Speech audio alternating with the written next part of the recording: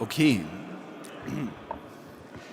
So, good morning, everybody, and welcome to our symposium on AI. I'm honored to present you the program for today and to welcome all of you in this very festive location. So we were happy to get access to this coronation hall of the historic town hall building.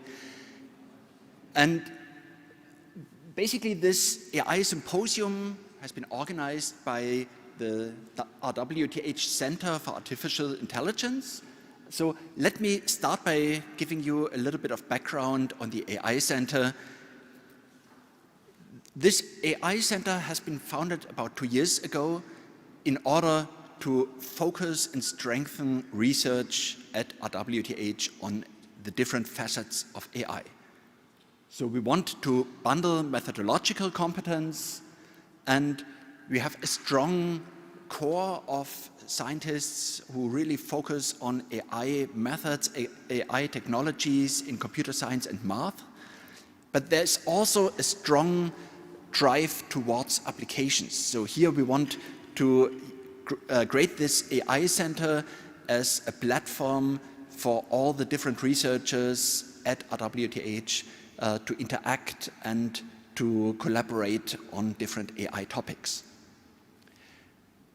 Also, by founding this AI center, we wanted to create a lighthouse that would help us in acquisition of third-party money in order to really have the competence on AI to creating visibility beyond Aachen. The AI Center is structured as follows. We have a decision level, a board of directors. This contains Gerhard Lakemeyer, Will van der Aalst, Sebastian Trimpe, and me. And then we have 4 big areas: AI methods, AI enabling technologies, domain-specific AI. This is a very large area covering all the application disciplines. But also we have researchers working on ethical, legal, and societal aspects. And when we started this process about 2 years ago, the first thing we did was to map out where AI research actually happens at our university.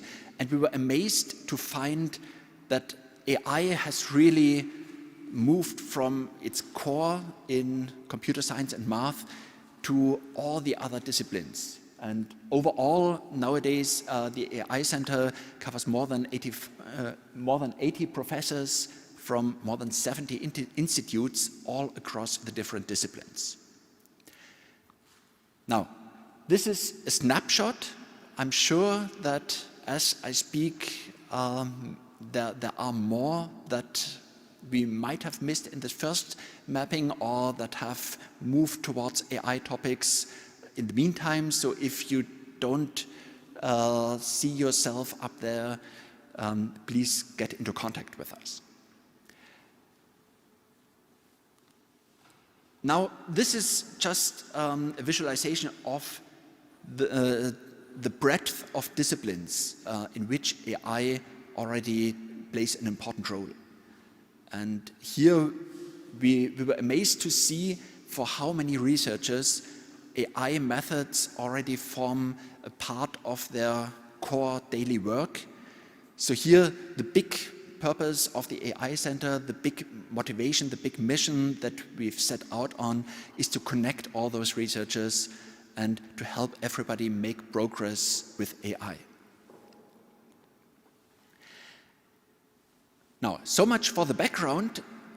The big occasion why we're organizing all of this is that today there will be the honor event to award the Aachener Ingenieurpreises to Sebasstian Thrun.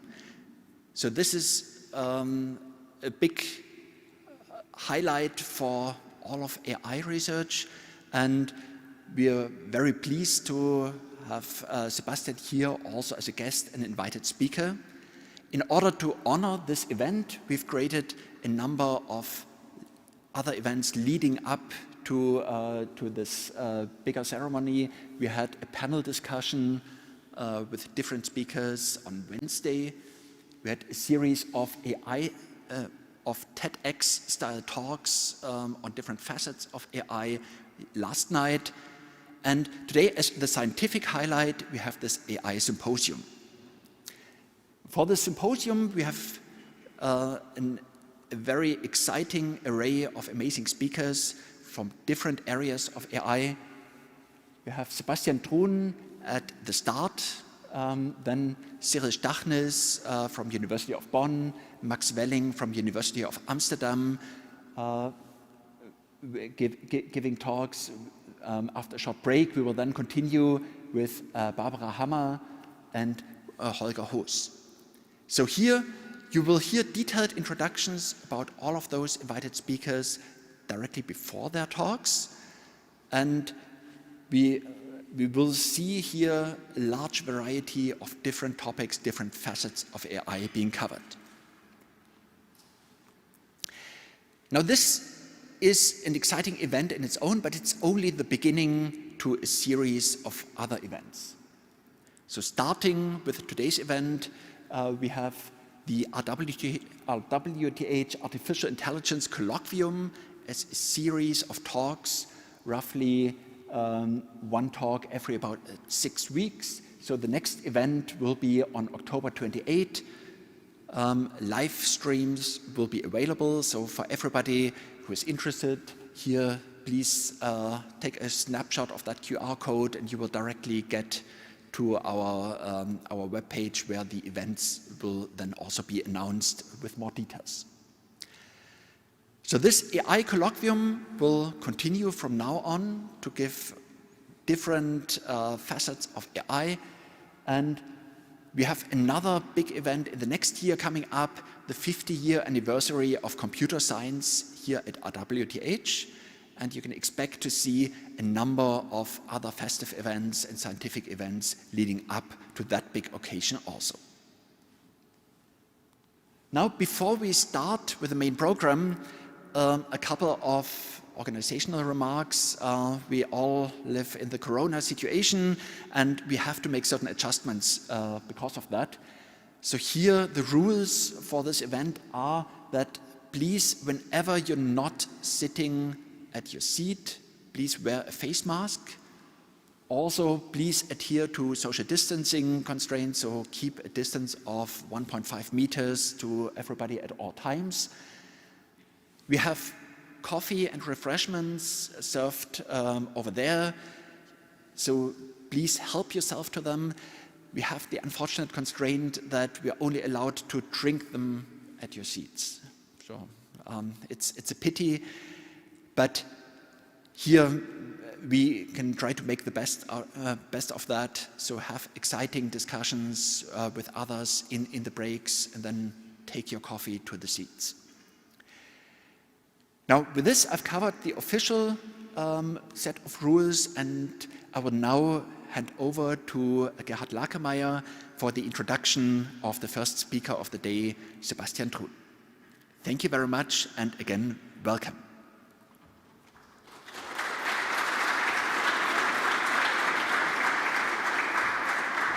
Thank you. I guess I already missed the first rule because I didn't wear my mask walking over here. Hope that's okay. Yes, my name is Gerhard Lakemeyer. It's my great pleasure to introduce to you Sebasstian Thrun, or Thrun as they say in the US. And so let me, before he starts with his presentation, let me give you a little introduction, because many of you know Sebasstian, but maybe not all the details, and I will not give all the details, of course. I will just give a few words on his vita and the great things he's done, or some of the great things he's done. He did his PhD in Germany, in Bonn, in 1995, and I have a few more things to say about this in a moment. And then when he finished, he went on to the United States. He first worked at CMU, Carnegie Mellon University. He was there like as a scientist and then as a professor for a number of years, then moved on to Stanford. And did great things there, then moved on to Google, which is, I guess, next door to Stanford. And lately, or in the last, say 10 years, he's also been a very successful entrepreneur, of course. With that, let me just, he has received many, many honors, and I will not mention any of them here because there's no time and it's just so many of them. Let me just talk a little bit about where he comes from and some of the great things he's done. Well, I met Sebasstian in 1993 when he became a PhD student in Bonn. And it was a very exciting area, or like a very exciting era, because robotics was in its infancy, really. And he convinced his boss, Professor Kramers, to buy a robot, and which was a weird thing for all of us. And then what I remember vividly, actually, when he came to the university and like around Christmas time, he was wearing rubber boots because there was a big flood of the Rhine River, some of you may remember. And we christened the robot Rhino. That was, I guess, the reason was the Rhine flood, probably. And with this robot, he actually was able to revolutionize robotics. I mean, this is something that really moved the field forward, especially in the area of navigation. And then when he later on moved to the States, he was interested in driving cars, of course, but also autonomous driving. So he won with his sort of car Stanley and his team the grand challenge in 2005, where the cars had to drive autonomously through the Mojave Desert. And that was the kickoff for really autonomous driving. So then while working in Stanford, he continued this, of course, and then when he moved to Google, he started autonomous driving there, and the rest, shall we say, is history. Let me just have a little sort of interruption of his research career and the great work. He's also a great teacher. Some of you may know that in 2011, I believe, he was sort of holding the first MOOC, the first massively open, what is it called, open online course, right? I think he had 160,000 listeners of people who were taking his course on artificial intelligence at Stanford.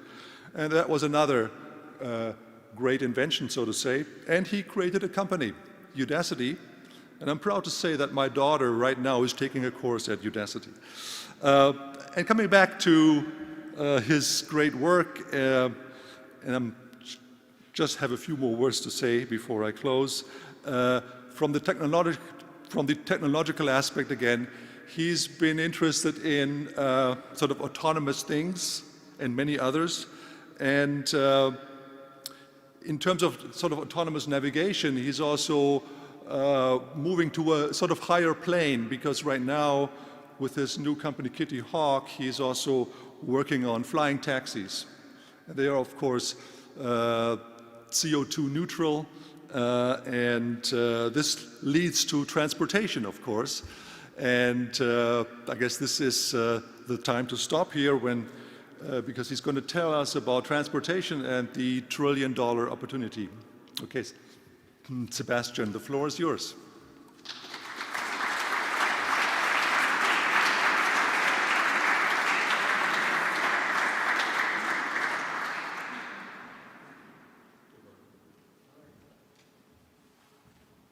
Boy, morning everybody. English okay? Not German? I want to thank Gerhard in particular, who's always been a role model. When I came to Bonn, he was one of the smartest people there, and it was always great to work with him. But it's great to be back home. I have not given a scientific presentation in years, so I don't even know how to do this anymore. But it's good seeing all of you, and it's great seeing this symposium. We are all incredibly lucky. I'd say I did my PhD in 1995, and Gerhard in 93-ish. Yeah? 91. 4 years ahead of me. Back then, AI was a curse word. No one believed in AI. We just went through this thing called AI winter of big, great promises that AI would change the world and no outcomes. Is that fair? I was tough to be in AI. Now we live in a world with great big promises again. So it's a great time to be, but with enormous impact on the world. I think AI has become the hottest technology in the world today, in my opinion. And the reason why I believe this is the ability prior to AI, you had to manually program computers, and now computers can program themselves. And the ability to learn from data has become so meaningful in so many fields, from medical diagnostics to transportation, which I'll talk about, to other fields, that I think we're going to look back in 20 years and say machine learning in particular has really changed the world. And you're all part of it, which is great. So let me talk about, since you know more about AI than I do, I decided not to talk about AI. Let me talk about transportation. So transportation, the ability to move a person from A to B, the ability to move goods from A to B, from China to Germany, around the world, is a massive industry. It's global. It's something that all of us participate every day. And it's a fast evolving industry. And when I say fast, transportation 150 years ago was mostly horses. And now we have airplanes, we have ships, we have trucks, we have cars, we have motorcycles, and so many other things. So it's a field that is really important to all of us. It's also a field of great opportunity. And when I look at research topics, I always make sure that I work on something that can really change the world. And transportation is one of these fields that is completely ripe for what we call disruption. In fact, if you look at what's happening today in transportation, there are 5 major disruptions. Number one, the electrification. We're moving away from fossil fuels to electric, to renewable, solar. And that is a massive shift for the transportation industry. If you don't believe it, talk to Tesla, to Elon Musk, talk to Volkswagen, talk to GM. It's really at the core of how transportation is powered. There's a big shift, especially in urban transportation, to go from individually owned cars to shared cars. That's something that the automotive industry is really scared that this might happen, because we have, by any metric, way too many cars today. And if you don't believe it, just look outside and look at the number of parked cars that are just completely ridiculous, that there's parked cars on the road. It makes no sense. But we do this. Like, all of you, I assume, own a car. Anybody here doesn't own a car? Awesome, I love you. You guys are awesome. That's great. Okay, so I own 2 cars. I used to own 3 cars. And they're parked all the time, right? They're parked like 97% of the time. The one I'll talk a bit about is the transition from human drivers to robotic drivers to AI. It's obviously something I worked on over the years. And that is making this sharing economy possible. Because now you have this vision that the car can come to you and pick you up, no driver inside, get you to where you want to go, and pick up the next person. And that's a massive change in transportation, if you get this done. A new one thanks to COVID, which actually really intrigues me, is that we now have virtual travel. So in the last 12 months, I've been in Germany at least 15 times using speed of light travel, where I would go into my little studio and push one button.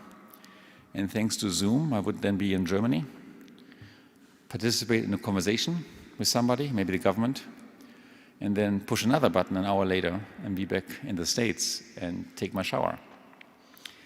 And the ability to basically Zoom yourself, it's like a Starship Enterprise, like to beam yourself to a different planet and back before breakfast.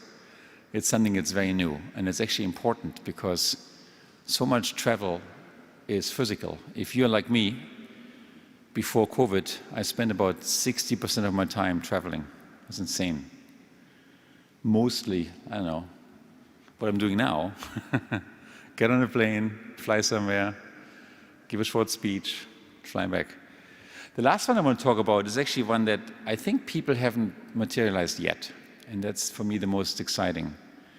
There is a very strong shift to move transportation from the ground to the air. So historically, most of transportation is on the ground. It's simple because of gravity. Like gravity sucks us all back to the ground. I used to have a t-shirt, gravity sucks, because I just don't like gravity. But it does keep us, but with the beginning of the 20th century, advent of aircraft, we at least had some examples where staying in the air was better than on the ground. Around 1956 was the year when more people would cross the Atlantic in an airplane than in a boat. And the advantage, of course, is that the airplane is not just much faster and safer, but in the end, at least for a certain type of transport, even more energy efficient, which is surprising. I firmly believe that we are now facing a world full of drones that will fly our Amazon package to us, and that's happening at this moment, and be much, much better than the ground. So the air as a mode of transportation, as the future of infrastructure, is just getting into the focus of people. And I'll talk about this a little. So there's these massive changes. So if you are a young scientist and ask yourself, how can you participate in the change of the world? Why not work on something that's massively changing right now?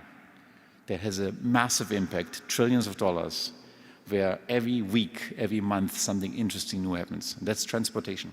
It's a huge field. So, is it a perfect storm? Yeah, if you run Volkswagen or Mercedes or BMW, yes, it's a perfect storm. You have no clue how scared people are about what might happen, because any one of those can completely destroy your company, but all five together will really transform how we think about transportation in the next 10 to 20 years. Okay. So, let me start a little bit telling my own story, how I got into it. I got into this a long time ago, when you mostly were, probably still in high school. I got into it mentally when I was 18, and my best friend and neighbor got into a car accident and died on the spot. It was a slippery road. He took his dad's brand new Audi Quattro and ran into a truck. And that was one of these moments when I was thinking about transportation not just as an enabler, but also as a cost we pay to society. It's about 1.2 million people that die every year in effectively city transportation. And I'm sure there's some in the audience who lost a loved one, or I bet there's some in the audience who've been in a major accident yourself. And it's such a waste of human life that happens in these moments. Now, my scientific steps into transportation started about 18 years ago, or 17 years ago, with this thing called DARPA Grand Challenge. there was a competition that the US government organized to find a car that could drive itself through a desert, not unlike Iraq and Afghanistan. This is the Mojave Desert in America, and this is it was $1 million prize. About 106 teams, I believe, competed. This is Caltech, trying to build a car that could drive 130 miles on its own on a basically empty desert trail, which today looks like a joke. But back then it was hard. This guy flipped over right there. Government didn't show it. This was a 30,000-pound machine that made it quarter of a mile. And then my favorite comes next, a team from UC Berkeley that wanted to really make the challenge even harder by building a motorcycle. They didn't make it very far. So at the time, I was like in the situation most of you are in today. I was an aspiring college professor. I just accepted a job at Stanford, and I had nothing to do. I had no funding, no research, new city. And I saw this and said, I'm going to compete. I'm going to more than 1 mile. I can go 2 miles. And since I had no funding, I created a course where students could enroll and for credit become my free workers, my free software engineers. And that project then led to us building my own first self-driving car. And it was tough. That's the day the New York Times visited to write about us. And they published that photo, and they did write about us. And they said, well, maybe time isn't quite right yet.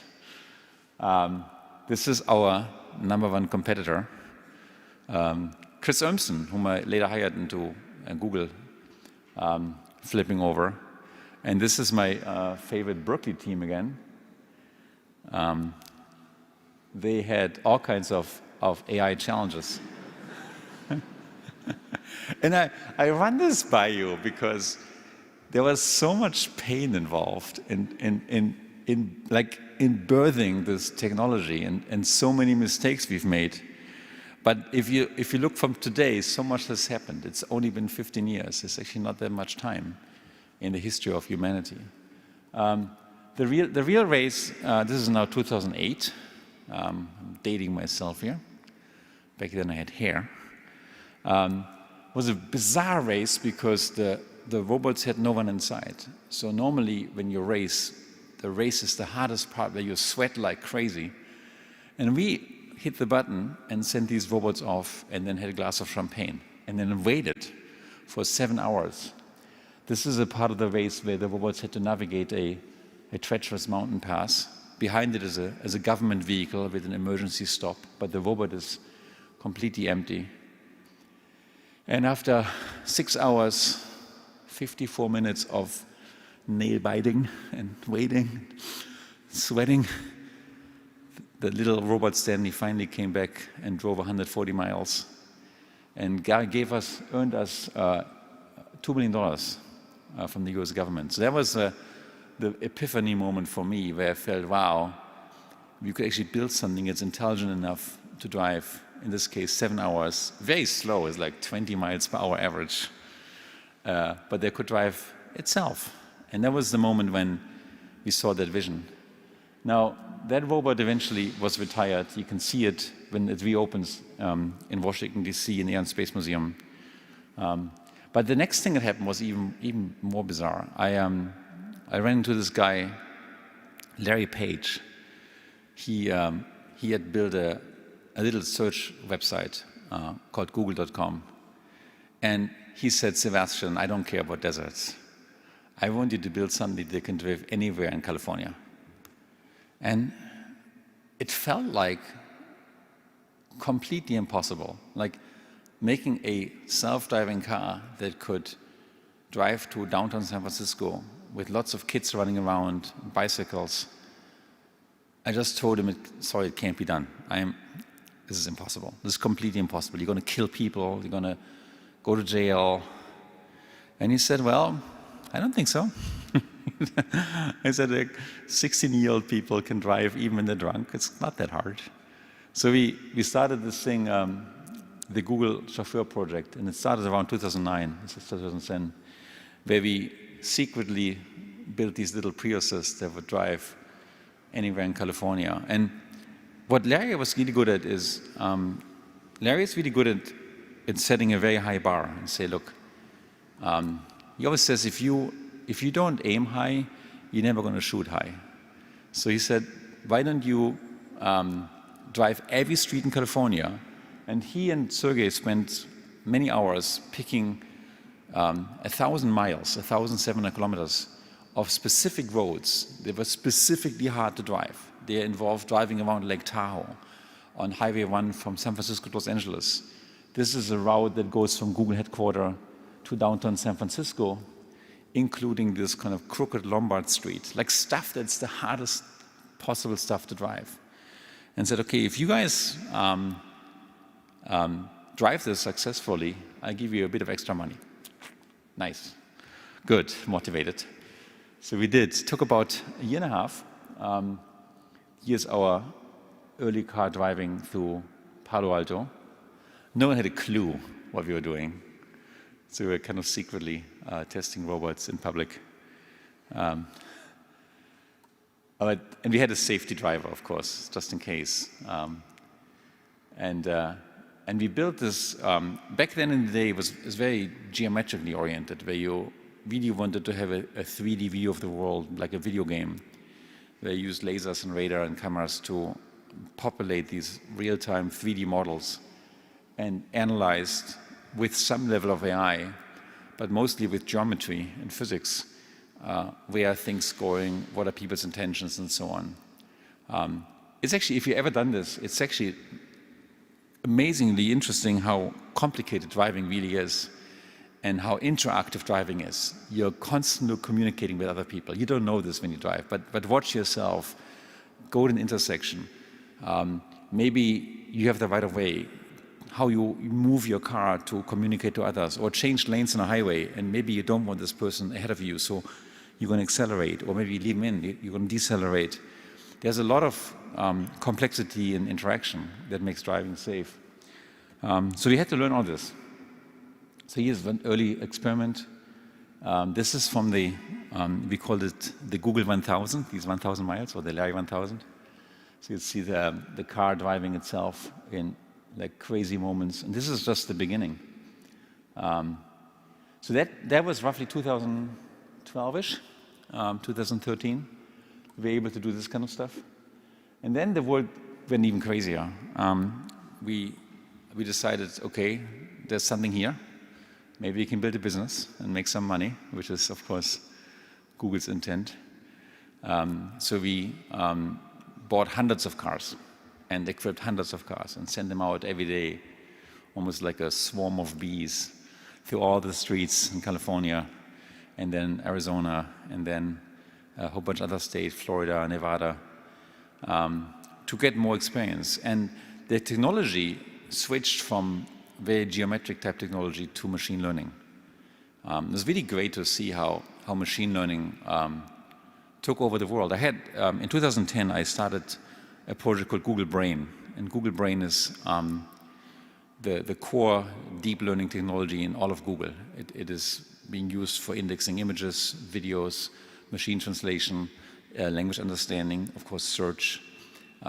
It's probably 50% or so, or 30% of the market cap of Google goes back to innovation in Google Brain today. But back in the day, no one knew about machine learning. 10 years ago, it was still very unknown. But machine learning completely changed the way we do self-driving. So this is self-driving with machine learning, and it's absolutely magical. You take images from your own car. You just put your little cell phone in your dashboard, and you drive for an hour, and then you train a deep neural network, which most of you know better than me, to predict the driving direction or to segment the road surface.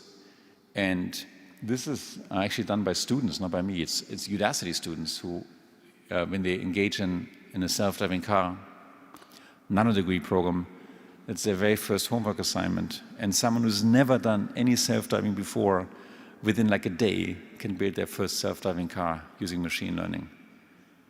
It blows my mind how powerful this technology is relative to what we did 10 years ago at Google. This is the same thing with a small side street. And again, this deep learning trying to predict where to drive. And if you look at the sheer quality of the images, it's actually amazing what a machine learning module can do. There's no way that this can be programmed by hand.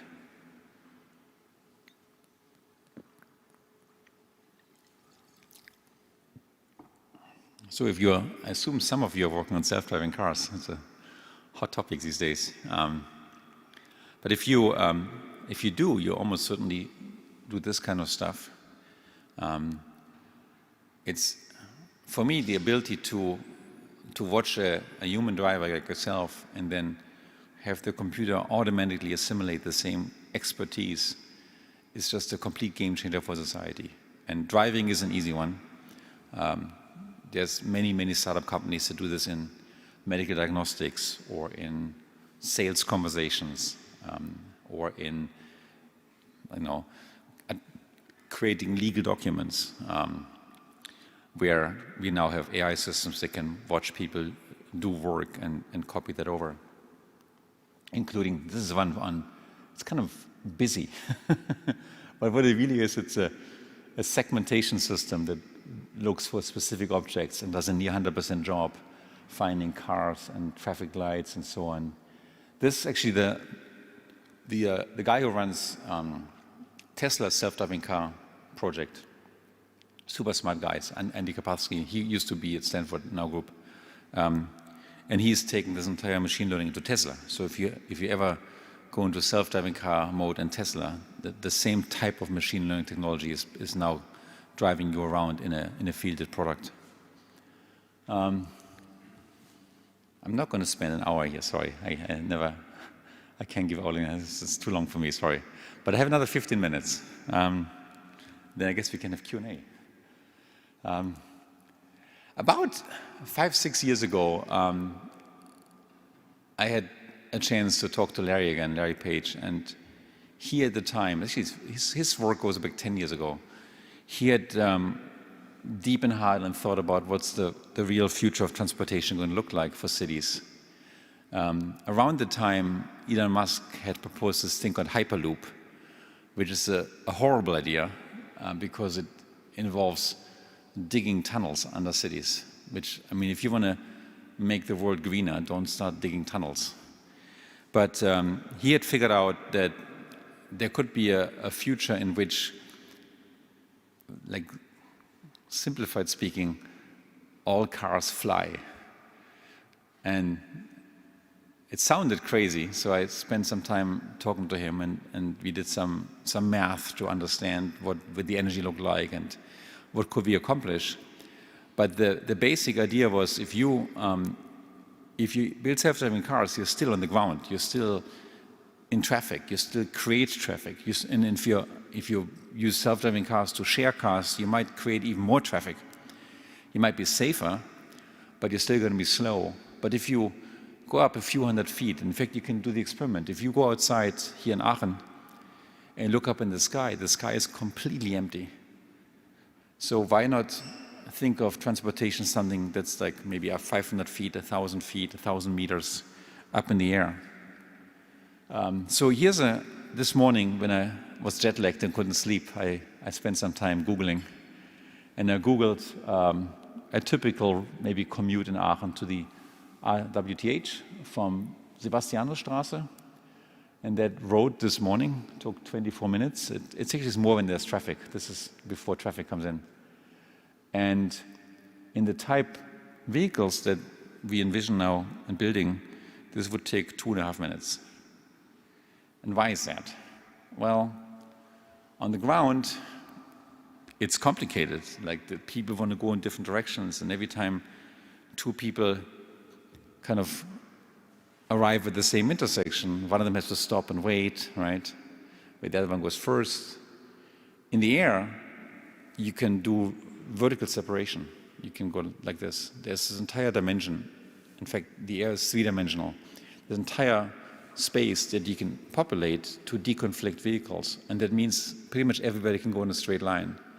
And if you don't believe it, when you take a jet, you're going to go in a straight line, pretty much, for most parts. With the same logic. The airspace that's managed today, and like the flight levels, is vertically separated, not just geographically by X and Y, but also by altitude. And that volume just doesn't exist on the ground. You can't build a highway that has 100 vertical layers. That's impossible. I mean, maybe you can build 2 layers or 3 layers, but that's extremely expensive. In the air, it comes for free. So this is, I don't know, from Potsdamer Platz to Potsdam in Berlin, again, before traffic.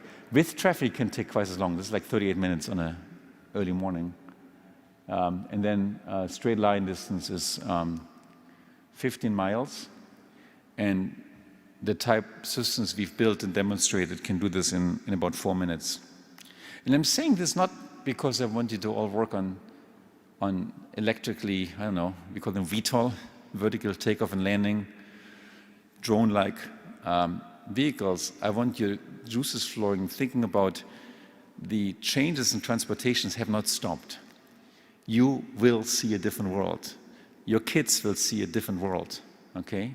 So be ready that what started 150 years ago with steam engine and trains, steam trains, that revolution, and then ocean ships, and then eventually airplanes, that revolution is going to continue to new solutions.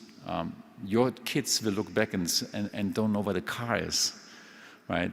Just as much as you don't know how to operate a horse. You can look at a horse, but you don't know how to use it. Your kids might not even know how to operate a car anymore. And that's going to happen. So for us, I got really excited about the idea of flying. In fact, I got so excited I became a pilot myself, and I love being a pilot. And I bought myself a little aircraft and fly around a lot. It's really fun. But also I got excited about the idea of flying as a solution to urban congestion and urban and city traffic. So one of the first things we built was this thing here. It's basically a DJI drone, but much large enough to house a person. And then we put AI inside to control it and make the pilot controls really easy. So I could train you in 10 minutes how to be a pilot. And you would hop into it and could fly wherever you want. That was a lot of fun. It wasn't very energy efficient. Drones are really good for hover, but they're not good for fast transit or cruise. So here's a little video of this thing flying. It was the coolest thing ever. Getting into this and flying did blow your mind. It's really amazing. For most part, we flew it over water. You might imagine why. Because if you have a software bug and you fly it high in the sky, then the person dies. Over water, you just take a bath, so it was a bit safer. And then we built bigger and better machines that could fly further and faster. This is a sequence of projects and aircraft that we sold to Boeing. Boeing and Kitty Hawk created a joint venture called WISC. So we're now working with a leading American airspace manufacturer on this topic. And they also had this capability to, let's run a little bit, to take off vertically and then fly horizontally. All these vehicles are powered by batteries, and they all don't need runways. They basically could take off in your house, in front of your house, and fly you straight to your office. The reason why runways are bad is because there's not many runways. In fact, there's very few runways in Aachen, and they're not where you live and not where you work. So one of the big dogmas for us is you want to get all the way to where you live, to where you work, or where you shop, without you changing transportation modes. That's when the real revolution starts, just like a car. So this is a test flight we did in 2015. You see the vehicle take off vertically, coincidentally on a runway, but just back then we wanted to be safe. And then eventually it goes into a forward flight. It looks a bit ugly, but it does the job. And this thing can fly about 50 kilometers or so on a single battery charge.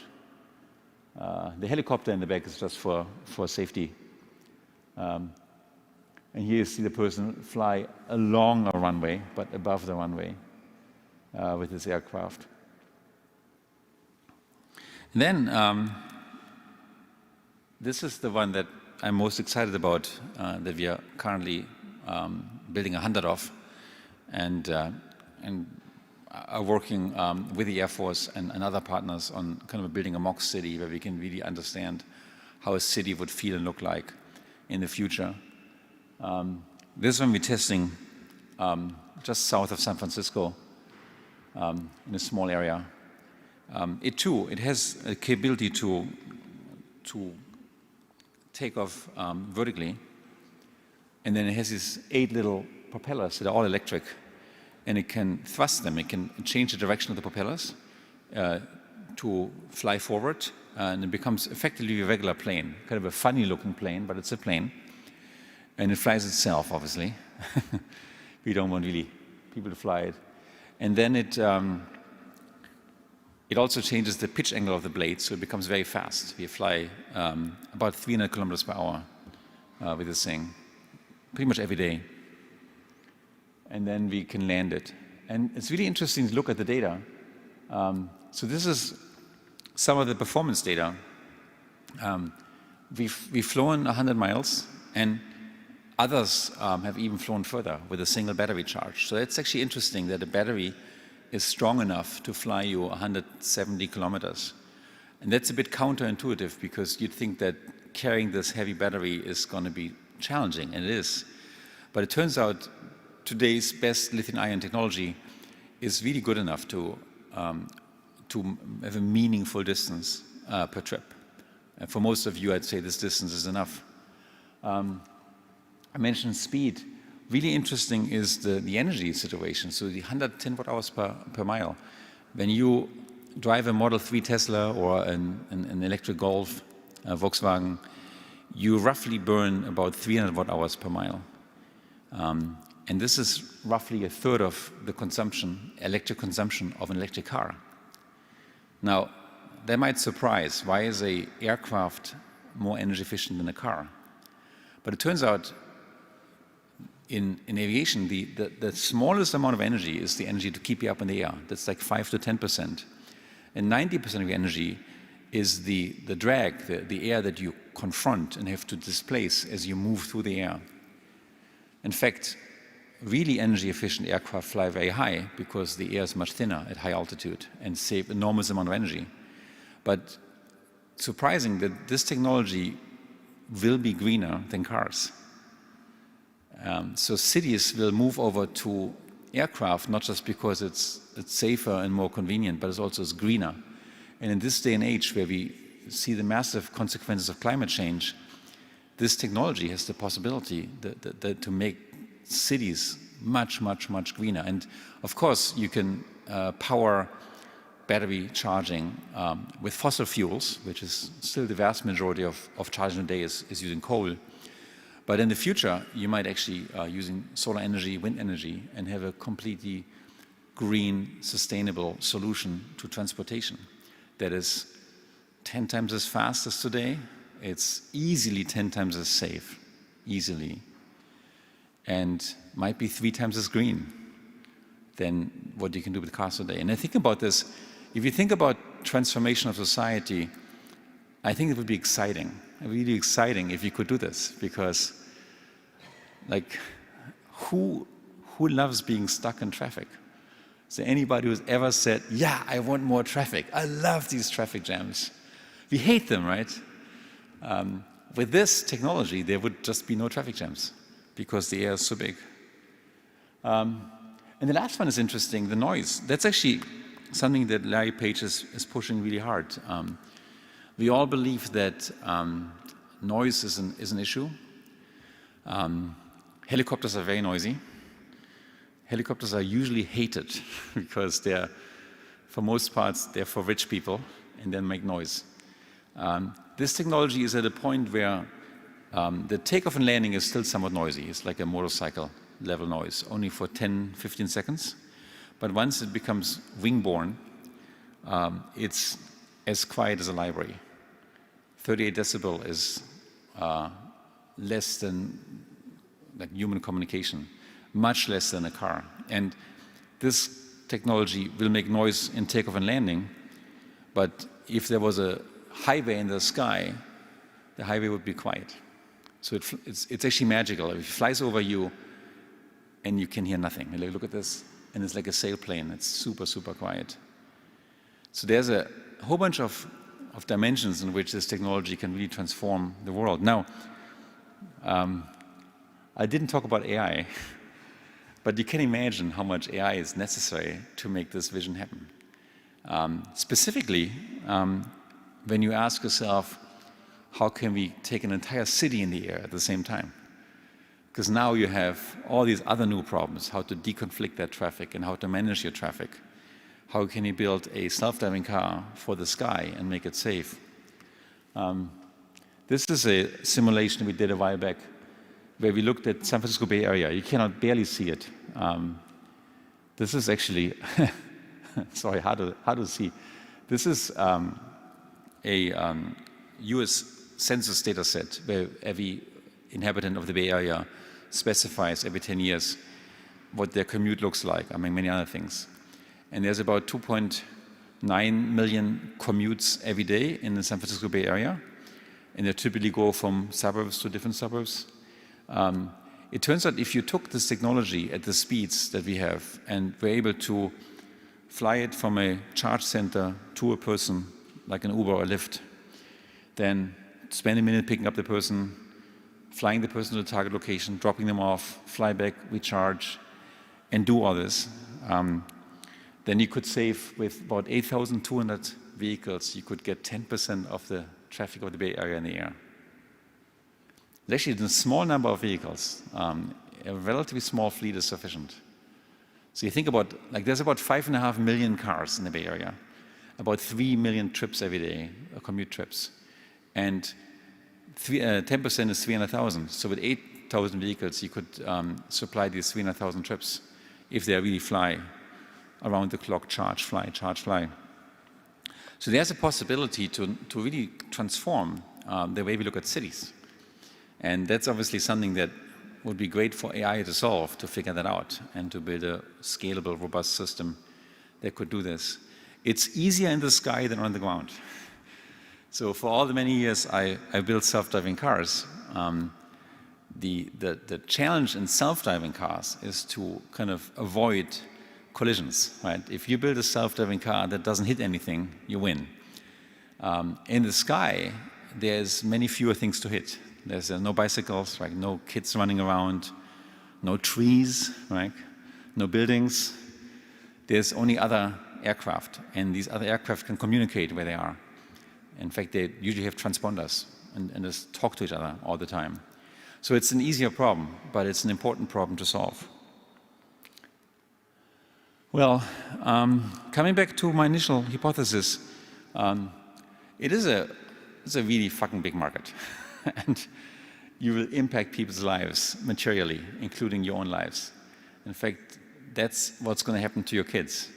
I guess in Germany, a trillion is more like a billion, I guess. There's a funny language thing going on, but it's like 1.5 million thousands, I guess. But it's about, that number is about 20% or 15% of the US economy, the GDP. So it's a globally a big market. It's going to rapidly evolve. In fact, Germany has two very strong teams, one called Lilium, one called Volocopter, and they are among the best teams in the world. United States has about 4 or 5 strong teams, and then China has one strong team called EHang that are all working on the same vision. And for most people, the idea of a flying car feels like a joke, and people smile and say it's never going to happen. For us who are in the field, we can just feel it. We are there. We have these prototypes, they work. We have shown that the batteries are good enough, that the things can fly safely, that they're quiet, that they're affordable. So for us, it's really just a push to take this technology to the market and find the right partners and launch it. And in the next 3 years, I expect that a number of teams, a number of companies will really push this into the world, that people can participate and experience it. And those of my friends who've flown Flyer and experienced that feeling of being capable in the air safely, they know it's transformational. It's really changing the world. I want to say a few last words to this. Beyond people transportation, there's a huge active field on package transportation, right? So perhaps the future means we spend less time traveling to see each other because we have Zoom and Skype and WebEx or whatever your favorite is, or Teams.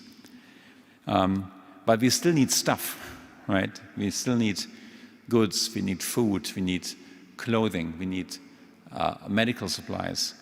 And that's a field that is massively moving right now. A good friend of mine is company Zipline.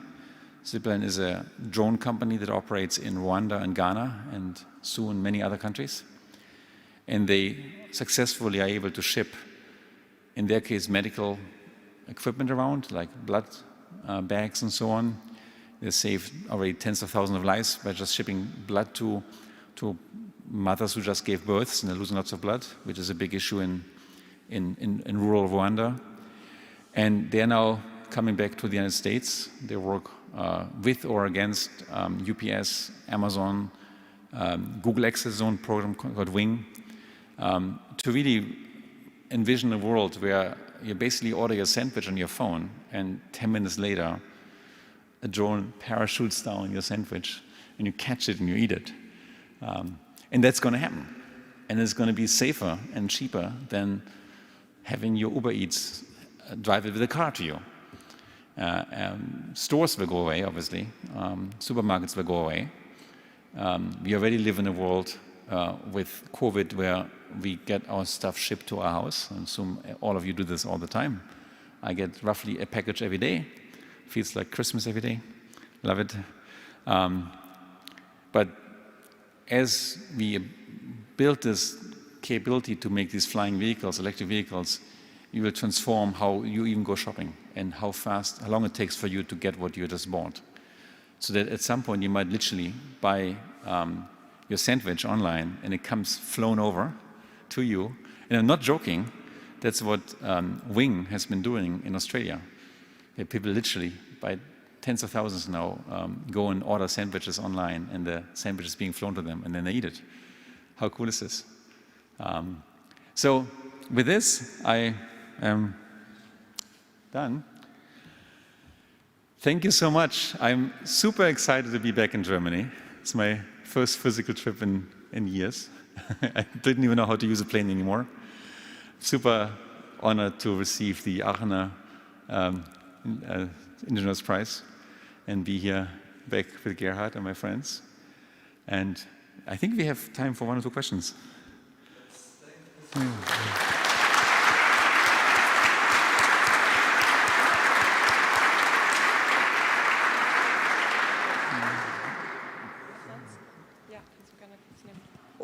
Okay, we have time for questions, and if you raise your hand, we'll move the microphone to you.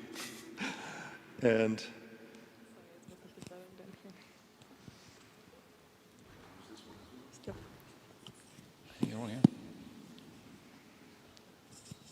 hello, thank you for the very good presentation.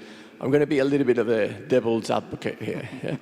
So we were doing some work on drones. We had this vision that drones will do a lot of infrastructure maintenance. I'm a civil engineer.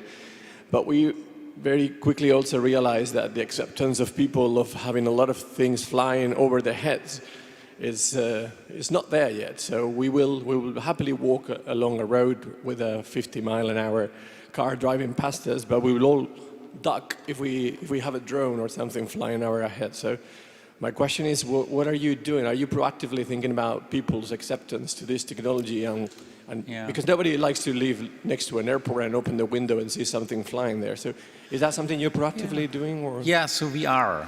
And first, let me give you my global perspective on this. Society is amazingly adaptive to new technologies. I mean, put yourself back 100 years, and I tell you, I have this invention where I cut open your body, I rip off your bone of your body, replace that bone with a piece of metal, and then you're not going to, when you wake up, everything's done. That's the technology that aging people use routinely today. They were unthinkable of 100 years ago. So we accept stuff that's really, really, really disruptive, including cars.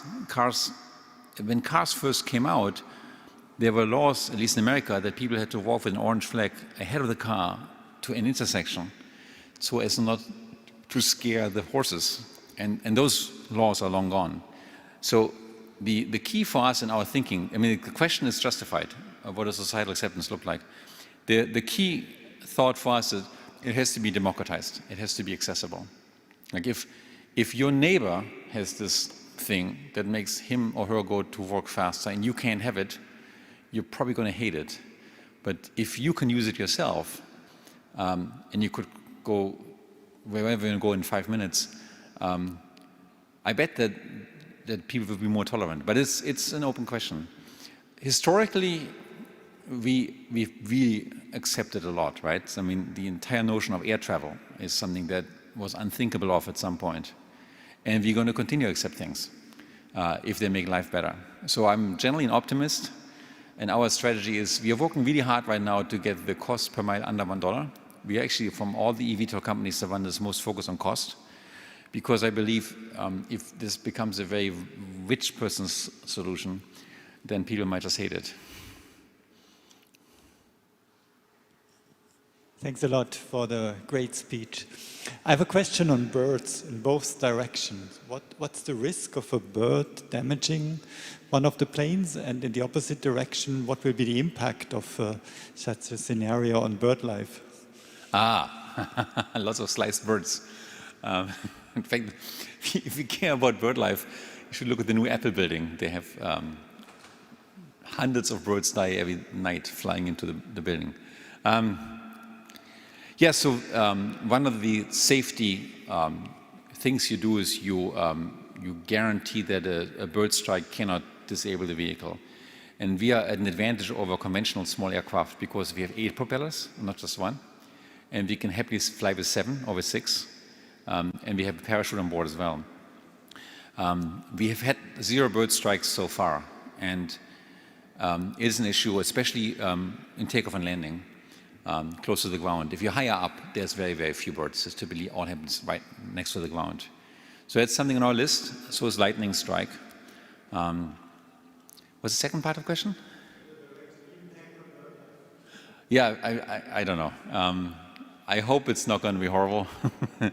There are airports that use cannons when aircraft come. They just scare all the birds away because birds are such an impediment. But by and large, I think aircraft travel has not reduced the bird population as much as domestic cats.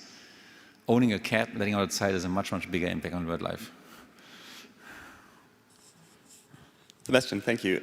One question regarding the uptake. So what's the key limiting factor for the uptake of this technology? Is it the fact that we need new regulations? Is it the fact that drivers probably need a piloting license? Is it the fact that cities need to be restructured to host those vehicles?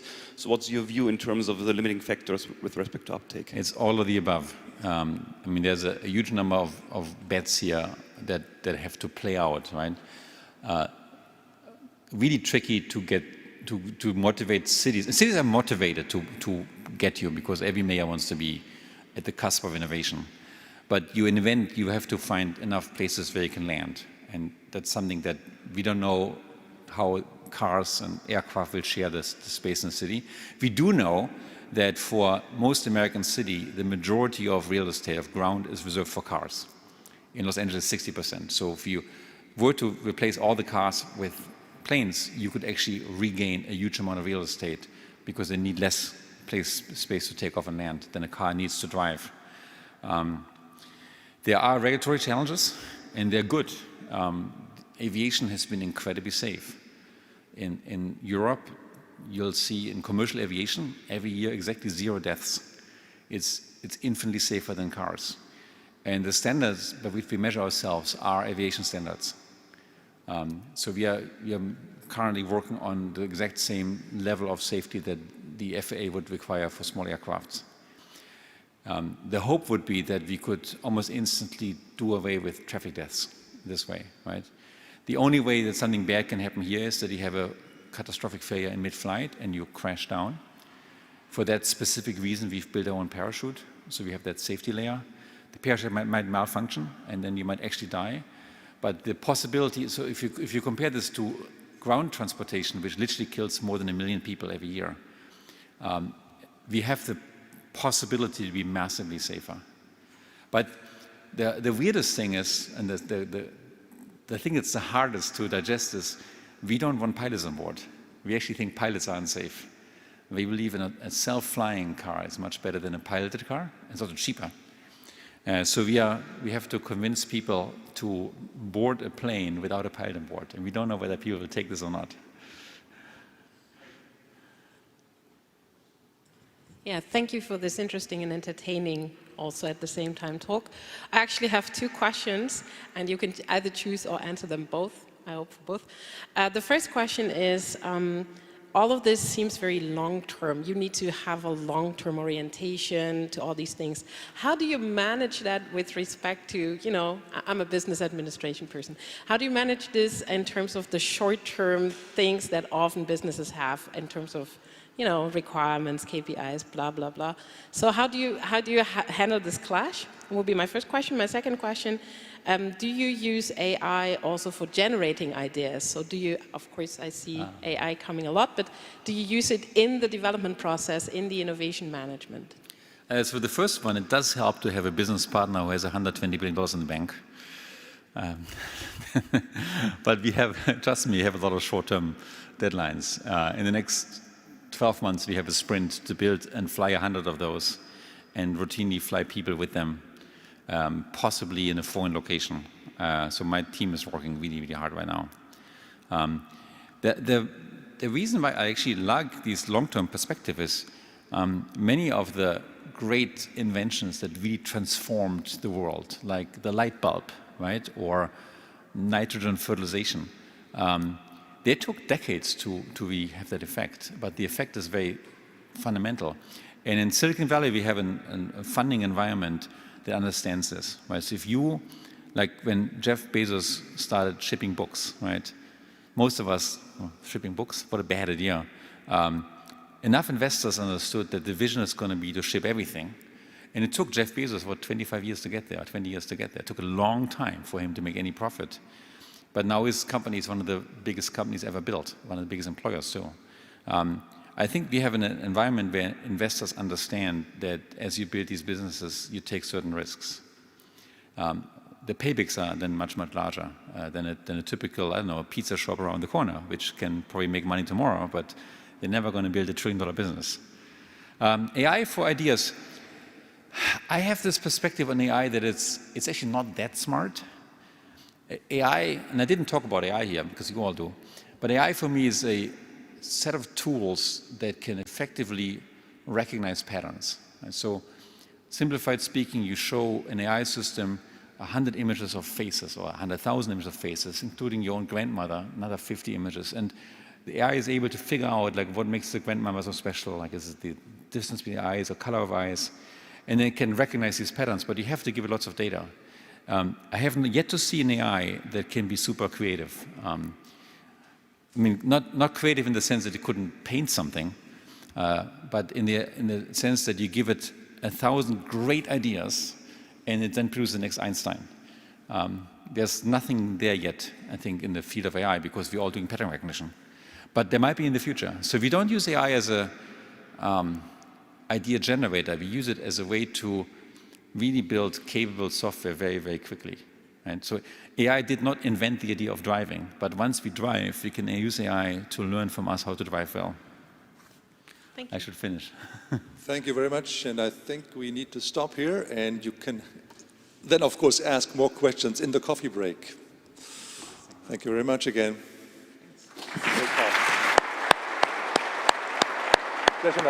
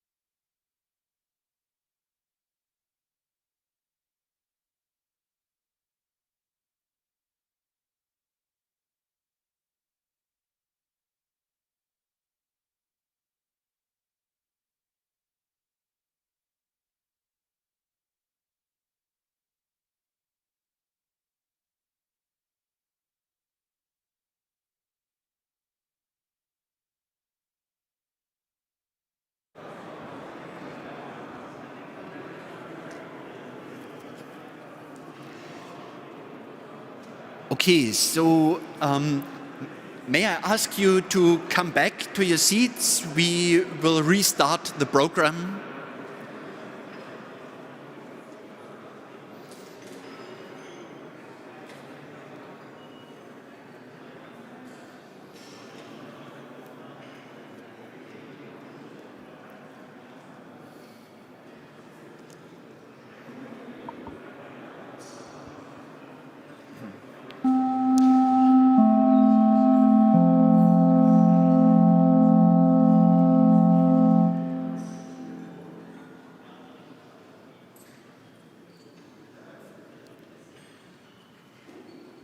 Okay, so we're starting the second session of the day, and here it's my pleasure to welcome our second speaker, Cyril Stachnes.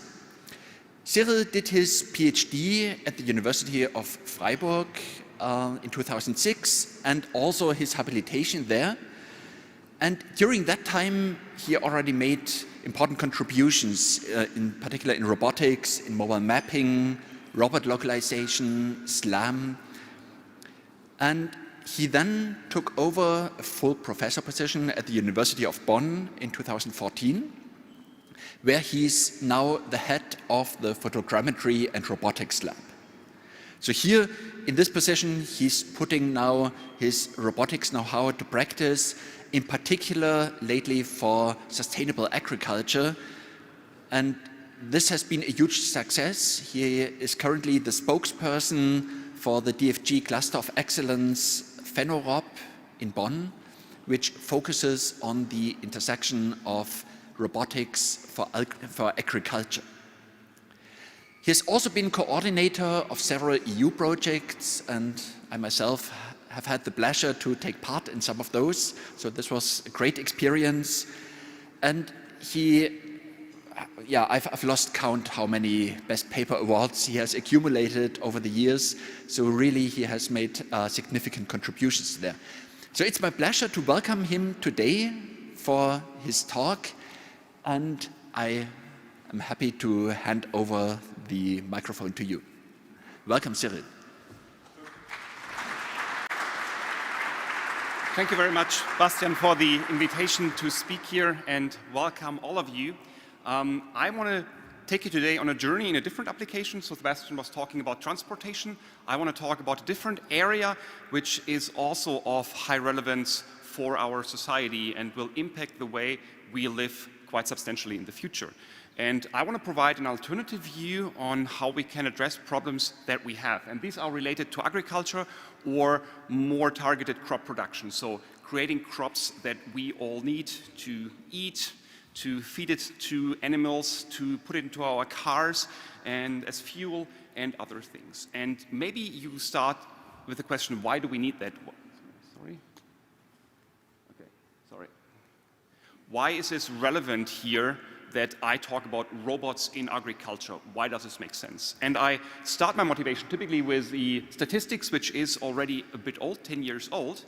But if you look to the amount of biomass that we need to produce to feed the growing world population, but also to adapt to the changes in habits that we as humans generate in terms of what we eat, what we put into the fuels, into the tanks of our cars, then we can see that the amount of biomass that we need to produce from 2010 to 2050, so within 40 years, is approximately the same amount of biomass that we have produced from the beginning of mankind until 2010. Just to put things into perspective, what we have to do within 40 years, which took much, much longer before. And in addition to that, we need to do this in a sustainable manner. That means also the generations after 2050 need to have the possibility to create the biomass that they need for feed, food, fuel, fiber, whatever we need. And so that is a big challenge that we need to address in here. And at the same point in time, agriculture these days has substantial negative impacts on our agro-ecosystem. Even if you look to the flying insects which are around, we can see that within the last around 30 years, we lost 70% of the flying biomass in terms of insects, even the protected areas within Germany. So at that point in time, my second spokesperson, Heiner Kuhlmann, which is a bit older than me, always tells the story that when he was doing his driving license, everyone had a sponge in his car. And after having a highway drive, he had to clean clean the windshield because of all the insects which you killed with your car. And that's something that most of you don't know anymore. I don't have that sponge, and probably most of you don't have that as well. But this shows how maybe agriculture to a substantial degree, but also, of course, other developments had a negative impact on our agro-ecosystem. And if we look into the challenges that we see in crop production today, it is first a demand for a higher yield, so we simply need to produce more. At the same point in time, the amount of arable land that we have is limited, so we cannot arbitrarily increase it, and increasing it comes at other costs which are bad for the agro-ecosystem. We still use a massive amount of agrochemicals today, which has negative side impacts, and also climate change is not necessarily in our favor. Some regions will profit from climate change with respect to crop production, others not, but the general tendency is that climate change today is faster than the breeding process in crop production, so it's hard for the breeding companies to actually adopt the crops that they're more resistant with respect to certain stresses, for example. And therefore, the increase in yield which has been generated through the breeding process has stagnated over the last years. And this is a challenge for the future. So we are looking into basically the single question, how can we actually increase the yield and at the same point in time reduce the negative impact on our agro-ecosystem. And so these are two things which are often seen as contradictory, and we try to do research and try to find new solutions that we can actually address those two things at the same point in time, and that's something we are looking for. So what are the levers that we have in hand in order to influence this process? If we first look to the yield, we typically have something that we call the actual yield and the potential yield. So potential yield is kind of the crop we produce if everything is perfect, and actual yield is something that happens because there are whatever diseases out there, weeds which are on our fields, so things that impact the production of yield. And the two levers we have at hand in order to increase the yield are basically two things. The first thing is improved breeding, and the second thing is improved management. So improved breeding means, in this case, we are able to breed crops which produce more yield. And management means we are treating them well. So fighting weeds on our fields, dealing with diseases in an appropriate way. And so these are the two levers we have at hand, improving management and improving breeding or speeding up breeding processes. At the same point in time, if we look what are things that have a negative impact on our ecosystem, one of the key drivers is the inputs that we give into the agro-ecosystem. This could be fertilizers, this could be herbicides and other pesticides. That's not the full equation, but the input that we put into the system plays a major role in here. And also here we can see that breeding and targeted or improved management can reduce the impacts quite substantially in the way that we can breed crops which are more resistant with respect to certain stresses.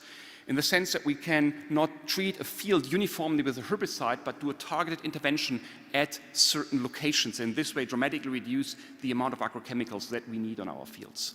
And this is a challenge that we are addressing within the Cluster of Excellence PhenoRob, Robotics and Phenotyping for Sustainable Crop Production, which I set up together with my colleague Heiner Kuhlmann, and since we're operating since 5 or 6 years, it's basically 50% of my time is actually spent on these endeavors.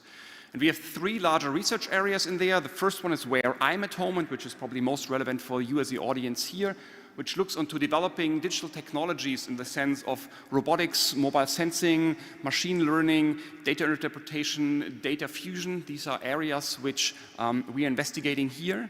At the same point in time, we want to increase our understanding about the plants. A lot of phenotyping activities are happening here, understanding the interaction of soil with the root system. The Research Center Jülich actually is a key partner here within this Cluster of Excellence and takes a leading role here in the phenotyping area.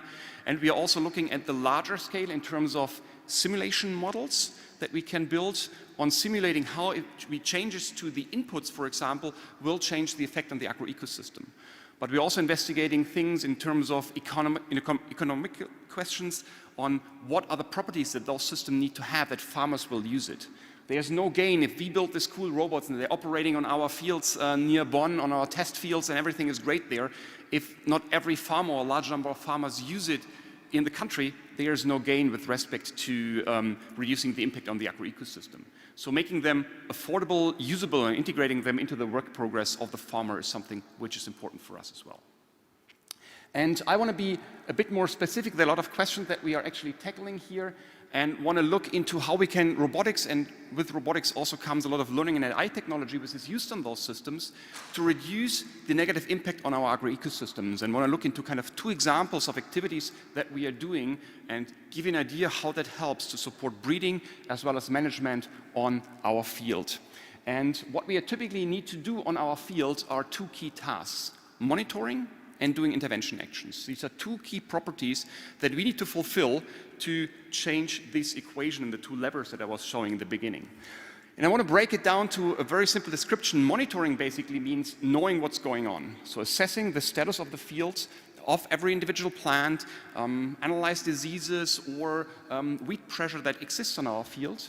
And then intervention means doing the right thing. So deriving from the information that we created appropriate actions that help us to keep the yield high, at the same point in time reduce the impact on our agro-ecosystem. And I want to start with monitoring and tell you how we do certain monitoring actions here. And how we use this information then to turn them into actions. So the easiest way to monitor a field, and something which you can also give to a lot of people out there, are actually UAVs or drones. We have seen larger ones in Sebastian's talk before. We are focusing here on the small and cheap ones. This is one of the DJI Phantom 4 that some of your kids may use to create cool YouTube videos. And we are trying to use out-of-the-box drones which are not equipped with special cameras or special equipment for monitoring tasks, so that we can have a technology which is fairly cheap and easy to operate to give them to farmers.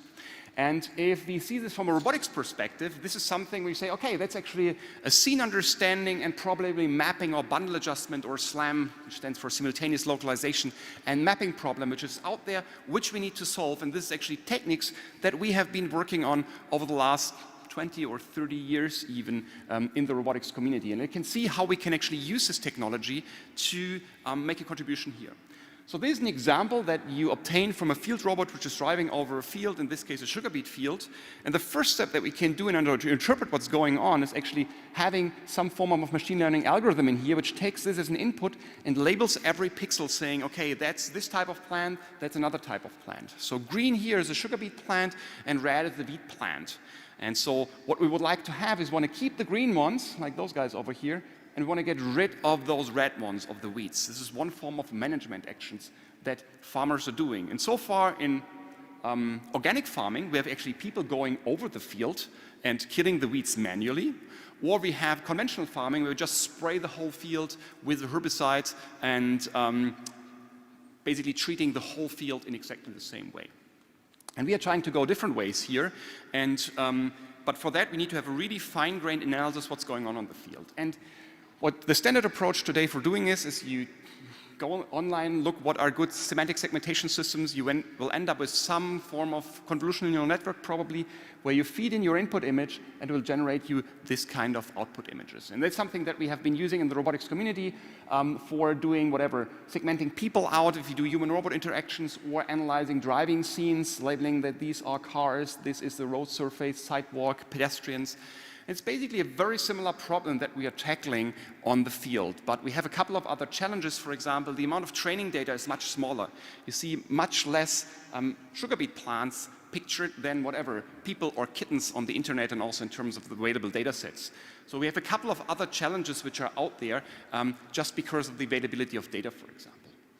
But once we have that and can run that on our drones, we can actually analyze our fields. In this case, it was the very most simplest example at all. We just take the aerial images, just stack them together and perform the semantic segmentation. And then we can already see quite a bit. So we can see in this area, we have a lot of these kind of pink spots over here, which is a certain type of wheat that we may want to address. We have a certain area where everything looks actually pretty good, and we have areas where all the plants look a little bit smaller.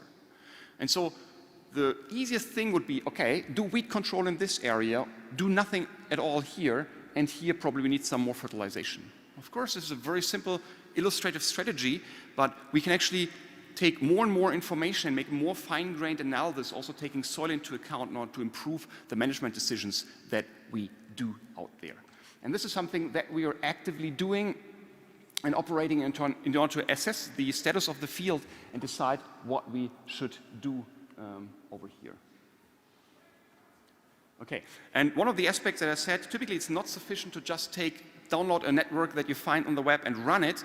You typically need to put a little bit of brain power in there if you want to have high performance. And some of the activities that we are doing in the lab, for example, is trying to exploit background knowledge, so information that we have already, in order to exploit the knowledge that we run on a field. And some of the knowledge we put in there dates back from the pre-deep learning times when we are building classifiers on our own and deriving features and maybe identified which features are good or bad.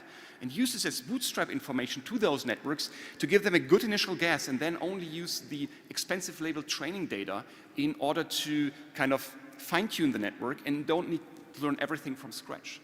And currently, we look into other problems, how we can even integrate more structural information into these learning frameworks in order to reduce the amount of training data and also have a better generalization performance, especially if you go to other fields, to other areas, dealing with other crop fields. There are still a couple of challenges that needs to be addressed here in order to make progress. These are some examples where we have here a field with weeds. You can see them here labeled as red. We can transfer those systems also to other applications for monitoring grapes in vineyards, for doing yield estimates. We're trying really to expand that from broad acre agriculture also into other areas such as horticulture or specialized high-value crops, because this is where we have the easiest way for commercializing those applications in here.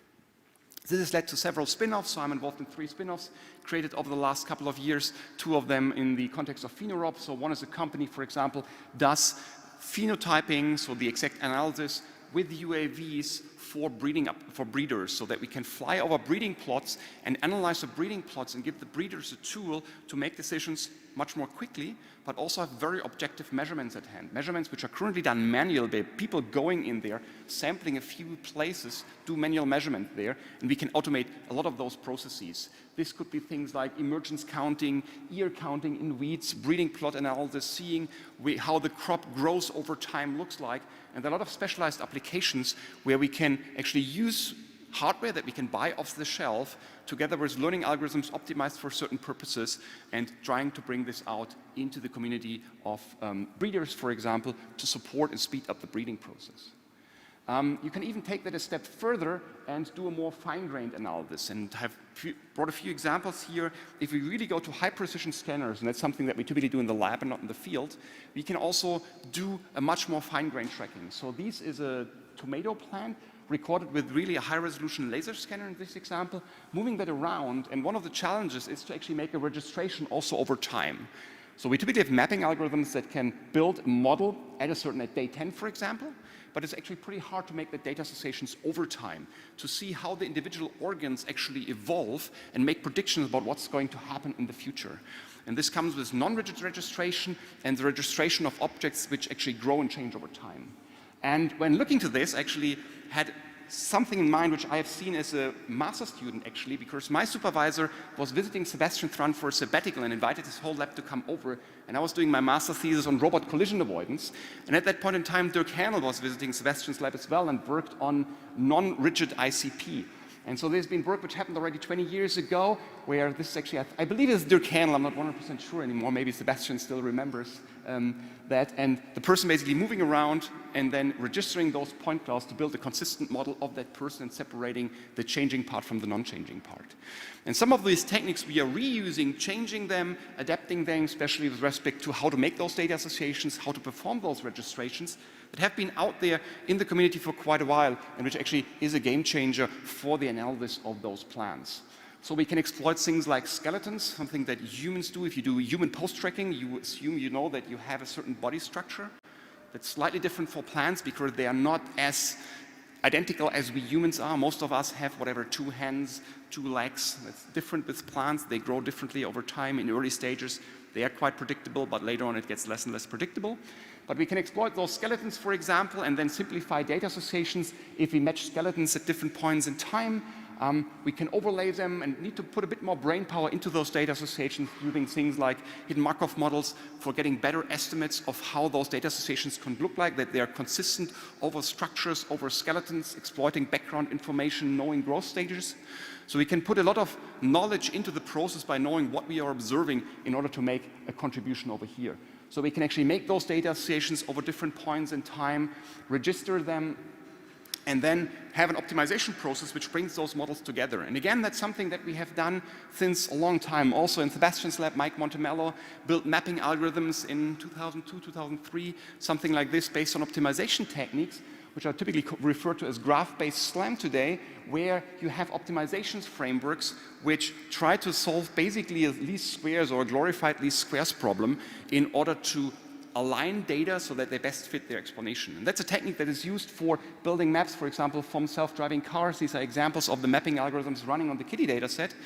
We're basically taking those algorithms that we have developed in the lab, for example, one of those graph-based systems over here, and modifying them so that they can deal with growing plants, with changes in the topology in order to register those plant models and have then different type of constraints. So we don't have just rigid body constraints, maybe fine constraints.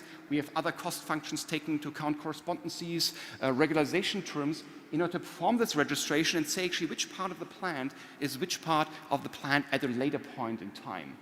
Once we're able to register them, we can really do a fine-grained analysis and even in the millimeter scale say how the plant has changed, how growth develops over time, so that we then can even interpolate models and make predictions what's going to happen. So what you see here in pink is basically prediction that we are doing based on observations at different points in times that the system has been taken. And so we can even interpolate and also extrapolate, at least to some degree, how the plant is developing, and they then provide breeders information about every single plant, every variety that they are generating on how that system or how the plant actually changes over time.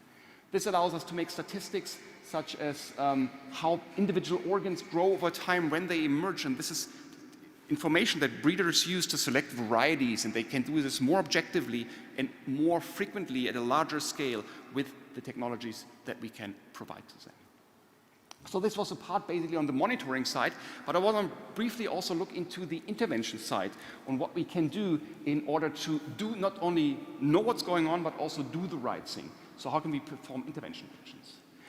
So once we know what's going on in the field and we have this example of this labeled image, which provided me this example, I can say, what should I do so that these red things actually die without affecting the green ones, without using a herbicide which has negative side impacts on the agroecosystem. So we built one of those robots, one of our test fields, which here has a camera-based system in there, which in real time analyzes what's going on the field, labels the images, what are weeds, what are crops, so that we then can turn it into an anti-effector system in order to treat those weeds. And so this was a cooperation with Bosch at that point in time, which basically used what I call a glorified Bosch nail gun in order to nail weeds back into the ground. And so you can see this is basically a nail gun, and this is a slow motion video where you can detect the weeds and then execute the nail gun, which basically manually removes the individual weed plant that you don't want to have in your field. This only works for very small plants, but there are other techniques out there that you can use. Another startup that we have funded looks into laser-based technology to see, can we actually burn away those weeds, like what our PR department always said, Star Wars on the fields, where we need to have a more fine-grained analysis which we can actually treat in which way, but this is something that learning algorithms can provide us as very good today, so that we then can actually run a laser to burn the weeds that are out there. So this was one of the first experiments with a fairly low power laser where we are burning the first weed. Today we can do this process, which took here a couple of seconds, within 13 milliseconds. So by driving over the field, we can actually burn the weeds and basically burn the stem location if we know it quite precisely. So this part is burned so that this weed will die within a short amount of time. And this is one way how we can actually use the automation capabilities that we have to go for chemical-free weeding. Not sure we can achieve chemical-free, but we can dramatically reduce the amount of agrochemicals which we need out there on our field. Some of the challenges that we have out there is still the generalization capabilities of our fields. So if we train our systems in Bonn and then ship them to ETH Zurich, which is one of our strategic partners, and run them on their field, setup is completely different. The generalization performance drops dramatically. And a lot of those issues also rise with different robots, with UAVs, with different cameras, and have this generalization performance, which is low if we go from one field to a second field. And this is one of the challenges that we are addressing today, is how can we build those systems which generalize better to other environments. And this is where AI and machine learning technology plays an important role. I have a couple of more slides, which were my backup slides. Unfortunately, I don't have my computer here to jump forward because I think we are running a bit over time, so I'm sorry, just need to jump over a few slides here and to come to the end of my talk. A lot of things we are doing is basically doing domain transfer, so that if we have a field, we trained on a field which looks like this, and then we have a training field which looks like this, we can actually modify those images into translated images so that they look like the testing field, and then run on those translated images so that we have a performance which is similar to those environments we actually have trained in.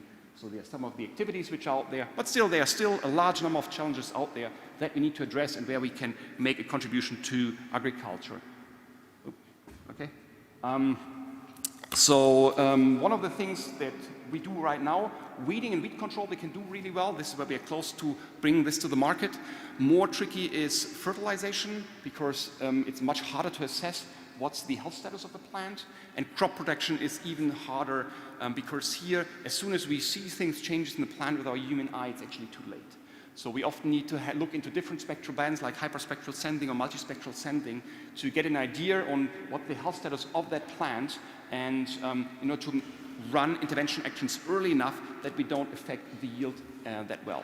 And then are other challenges like harvesting, how we can actually harvest our fields if we run or grow multiple crops on the field, patch cropping. So a lot of interesting challenges which are out there from the learning perspective and also from the robotics perspective. And I moved into this area of agricultural robotics kind of 7 years ago, because I was appointed actually at an agricultural faculty, because in Bonn engineering is associated with the agricultural faculty, something which I found weird in the beginning when I was appointed in Bonn, but it played out really well for me because it gave me a lot of people with expert knowledge in that domain, which is rather rare in Germany that you actually bring those people together. And at the same point in time is a very good environment to do this joint research, and we can apply techniques from the robotics community and machine learning to that application, but also the application feeds interesting problems back into the area of AI machine learning. And with this, I would end my talk. Thank you very much for your introduction, and hope that gave you a new idea what you can do besides transportation, what are other relevant challenges for our society. Thank you very much.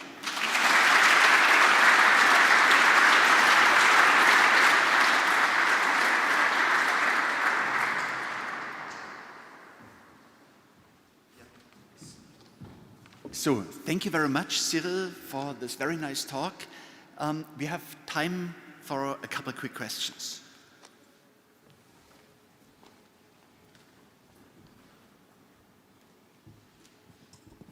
Thank you for the nice talk. So you really focused on the vision, and it was really impressive, the work. I guess a high-level question I have is vision going to be enough? So you talked about the management challenges of reducing fertilizer use, water. So that brings in the chemistry question, right? So the soil, do we have enough moisture there? Is there enough nitrate? So do you need to combine what you were talking about with non-vision solutions? Absolutely, it depends on the application that you're focusing on. So if you are in the domain of weed control, this is not the problem. But if you are looking into fertilization and especially nutrition deficiencies of plants, this becomes more and more important. So there are certain things you can do with remote sensing. Ground penetrating radar is one of the possibilities which can provide you some information. We also have systems where we have which measure the gas concentrations on the field, to make decisions, but this is much further away from bringing this out into the field for practice. So a lot of people, especially from the research center Jülich, look into the question which do the environment modeling at a larger scale and trying to model all the fluxes that actually happen in the field. So in terms of nitrogen in the ground, in terms of fertilization, and so trying to model the whole fluxes of gases and other products in the agro-ecosystem and take this into the modeling process. We have UAVs which are equipped with other sensors. I mean, my group, I'm in photogrammetry and robotics, so cameras come natural to us, but we also work with laser scanners, for example. We have systems where we use different spectral bands, but there's a whole other area out there that you need to investigate, especially if you want to look into the status of the soil. So we have setups where we have test fields where we have tubes in the ground in order to even analyze the root growth underground and can see how the roots actually grow. But again, that's something that you do for specific fields, for certain experiments, that nothing which actually scales up to larger areas. Thank you.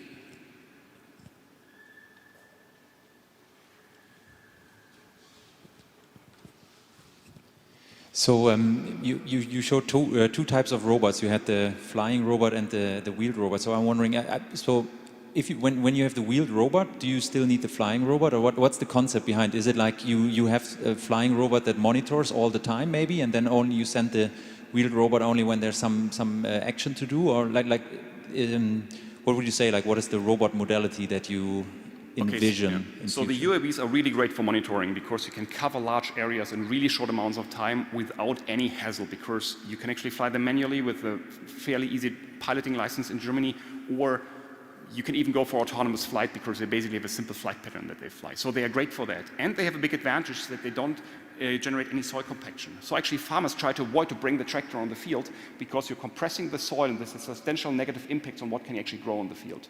So they're not keen on sending robots there all the time. They only want to do that if there's actually a need for that. And typically they go over the field, inspect the field manually and say, okay, we need to have a weed control running over here.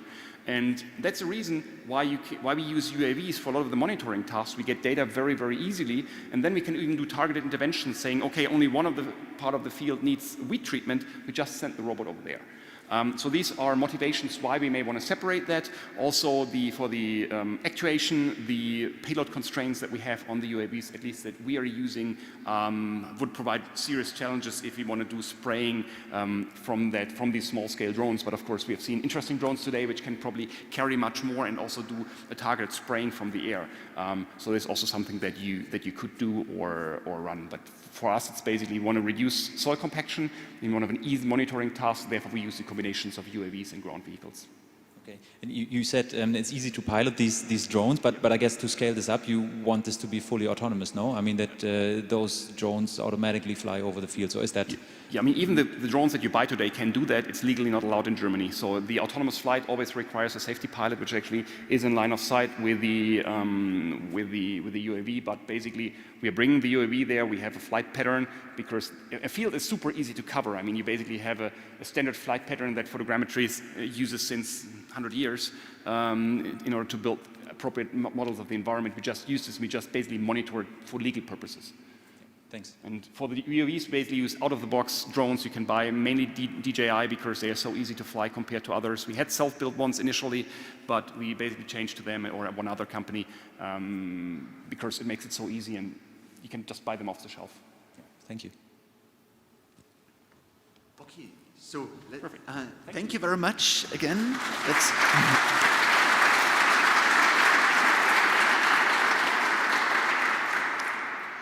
And it's my pleasure now to introduce the second speaker for the session, Max Welling. Max is a research chair at the University of Amsterdam and distinguished scientist at Microsoft Research. He's a physicist by training, and he has got his PhD in theoretical high-energy physics. Then he did a postdoc at Caltech and a postdoc at University of Toronto. First one working with Pietro Perona, second with Geoffrey Hinton. So this already moved him into the area of machine learning and also a bit of computer vision.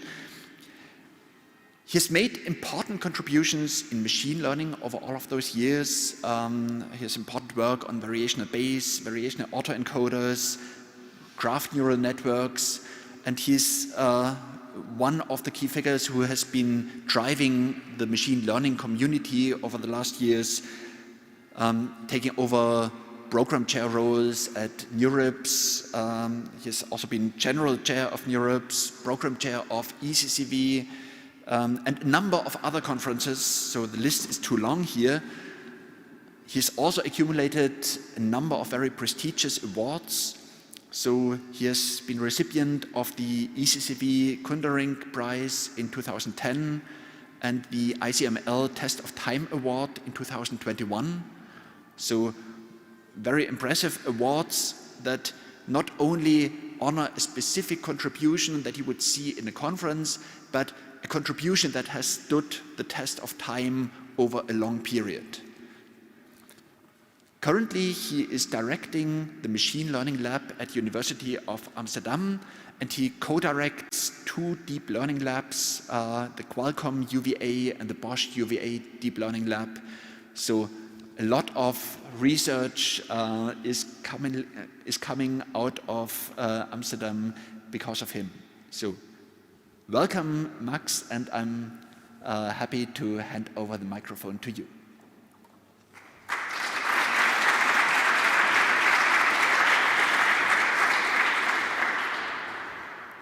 So, thank you very much, Bastian, for a wonderful introduction. I also want to thank the committee for inviting me to speak here. It's a big honor, and of course I want to congratulate Sebasstian for his wonderful award. If there's anybody who deserves this award, it's definitely Sebasstian, so I think you picked the right guy for this award. Yeah, let me say a few things about the title slide. Yeah, I'm connected with Germany through this Delta Lab, which is funded by Bosch, and I regularly visit Renningen, which is a big pleasure for me. I literally started a new job yesterday at Microsoft Research, pivoting my career a little bit, and I'll talk about that today. I'm connected to ALICE, which is a network of excellence focusing on machine learning in Europe, and Germany is certainly perhaps the most active player in this network. If you're interested in this, you can sort of check alice.eu. And then about the title slide, perhaps, there's a slight mistake in the announcement. The announcement says, "Why Understanding Matters." I submitted a different title, but I guess I got human corrected in the process. I'm going to talk about why understanding matters. It looks like a mistake, but it isn't. Although the question why understanding matters is actually also a very deep and interesting one, and I decided to stick in at least one slide about that since the mistake was there anyway. All right, let's start. Let's just talk about a few of the big successes of machine learning that we have witnessed over the last sort of decade, perhaps. And this is a very short, list that is by no means exhaustive. So just a few examples, more or less. Automated translation or language models, you've read a lot about, even controversial things about that in the literature. I mean, these are massive models of over 1 trillion parameters these days, right? Massive amounts of data, massive amount of compute go into those. Image understanding, also very large deep learning models, very important for self-driving cars, obviously. Here you see sort of a real-time, an image being segmented into its different classes, and all the objects being recognized and interpreted. Search engines and recommenders is something that sort of happens behind the screen, but we use it every day, and there's a massive amount of AI behind it. In this case, also very large knowledge graphs are really important, combined with deep learning technology. And protein folding is a much more recent thing that you've probably seen. I got very excited about that as well. There's a competition called CASP competition, and in 2 short years, basically, it got almost solved. I mean, 90% solved. And this is something that people didn't really expect, that computers could basically predict the 3-dimensional shape of a protein just by looking at the sequence. Now, things that are on the horizon, big promises. We've heard 2 wonderful talks about this, from which I've learned a lot. This one we just heard about, self-driving cars. I should have said self-driving planes, I guess, or self-flying planes are the thing now. One other one, which I find very interesting, given my previous job at Qualcomm, is automated chip design. So designing a chip is something that takes years and years with hundreds of engineers all talking to each other all the time, trying to figure out where to place all the memory blocks and the standard cells and how to get them to communicate without any delays and clashes. It is an incredibly complex design, perhaps the most complex thing that humans design. And now people have figured out, well, why not actually automate that? And so people have Google has started to use reinforcement learning to automate, the design of these chips. And of course, I believe this is going to be a massive disruption of that field. It will take a few years, but I think it will actually become very important. Smart chatbots, humanoid robots, these are on the horizon. I don't know how long it will take, but certainly people are working on it. And then perhaps a few words about the big question of AI. And many people in AI talk about how to reach artificial general AI, which is basically how to build a robot or a humanoid robot which is as good, as flexible as a human is, at the same level of intelligence as a human is. And there's, interestingly, sort of the field of AI is sort of ruptured into two camps that are sort of have very vocal, proponents of both of them, and they discuss vigorously online and in person. And there's two camps. One camp is the scaling camp. The scaling camp says, just throw more data, more compute power at it, build larger and larger models. We are now at 1 trillion parameters. Our brain, I think, has something like 100 trillion synapses, so just keep scaling. At some point, you'll reach human intelligence. OpenAI is, I think, a prime example of that particular philosophy. And then there's the understanding camp. So this is, I guess, why understanding matters. There's the understanding camp that says you will never be able, by just scaling, to see all the corner cases, all the exceptions. You need to put in the inductive biases about, how the world works. What are the laws of physics? We know the laws of physics. Why not just put them in, right? Why do you have to discover this, all by just looking at the world? The laws of psychology and psychology, sociology and psychology. If I want to interact with humans, I need to know something about how humans work. Causality, very, Judea Pearl is a, big fan of making sure that, whatever we do in machine learning actually follows the laws of causality, which makes a lot of sense. Knowledge graphs and symbolic reasoning, why we know how to reason, there's rules of how to manipulate symbols, and, why not use these things, right?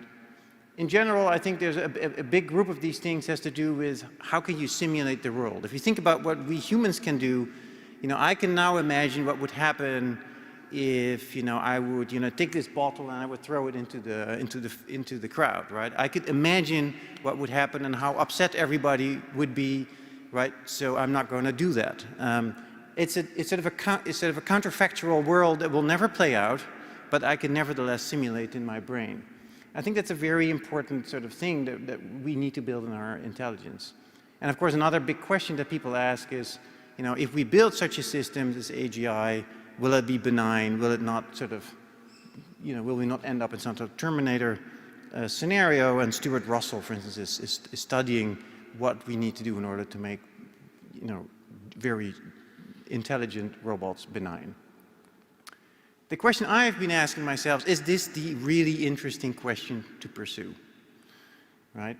Is it really trying to build an AGI, or is there something much more important and low-hanging fruit on the much more near-term horizon? And this, I've come to the conclusion that, in fact, my guess is that the next big disruption is going to be understanding matter and life at the molecular scale. And here AI and machine learning are going to play a very important role, and we're already seeing the beginnings of this disruption. It's at the very start. And I think there is a huge amount of low-hanging fruit here that doesn't require us to build, generally intelligent machines. We just need to build very good machine learning as sort of a super-duper signal processing machine, if you want. Now, there's amazing applications that we can tackle with this. The first one, for instance, is pharmacology, right? How can we automatically design new drugs and new vaccines, right? So we can sequence, or we can, we know the three-dimensional shape of a virus. Now have a completely automated system that will sort of design the drugs and the vaccines that will kill it.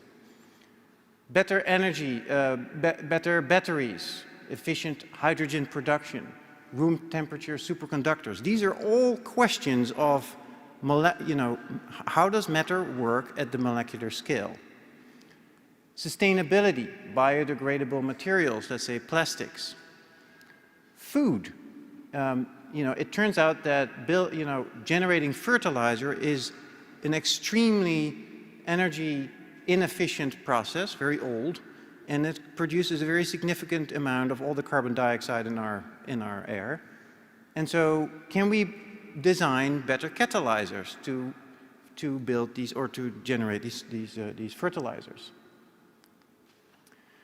Now, so the question is, why do I want to understand molecules at the molecular level?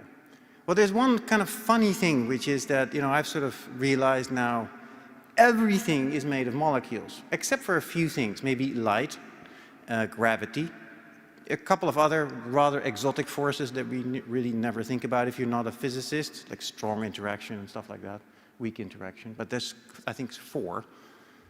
And then there's information, you know, concepts in your brain or something like that, right? Love, it's not made of matter. Okay. You know, except those, everything else is made of molecules. What's interesting is that we really don't understand these molecules all that well. We can simulate and, you know, predict, you know, molecules that are very small, but as soon as they get a little bit bigger, we cannot actually simulate their, you know, their time sequence for very accurately for more than microseconds. So that's kind of interesting. There seems to be a lot of room to make improvement here. Now, the reason that we don't understand them is that they're, at their core, they're quantum mechanical. Quantum mechanics, especially the electrons, behave very quantum mechanically. You cannot really approximate them very well without using quantum mechanics. Turns out quantum mechanics is NP hard to simulate. Right? So you're it's exponentially hard to simulate them if the number of electrons scale up. Now, there is new machine learning technology, and there's new massive amount of compute in the cloud becoming available to shortcut and approximate some of these these processes. So we can create now, using lots of cloud compute, very large databases of, you know, properties of molecules and, you know, simulations of molecules that are quantum mechanical, and then try to use machine learning technology to predict things, to run them faster, or to predict them, to shortcut these computations. And in 5 to 10 years, quantum computing is going to come online. First, you know, with, you know, maybe hundreds of qubits and very noisy computation, and then in 10 to 12 years, perhaps fault-tolerant, error-corrected quantum computing. And there's a lot of debate about what can quantum computing do for you. It can, you know, decipher cryptography and stuff like that. Very important. But there's many things which will only be sped up quadratically and not exponentially. There's one thing that it will definitely speed up exponentially, which is simulating quantum nature itself. Because it's almost like doing an experiment. You let nature compute itself, but you sort of control it using bits. And so the first application of quantum computing is going to be, in my opinion, simulating nature itself. And that's about 5 to 10 years, short years away. That's not very long, I would say. Now, why molecules? Here's a couple of really exciting applications that, you know, that get me going. As I mentioned, drug discovery, photovoltaics, which is basically designing better solar cells, tribology and lubricants. So this is new to me. It turns out, so this has to do with friction. How can you reduce the amount of friction, let's say in a car or something like this?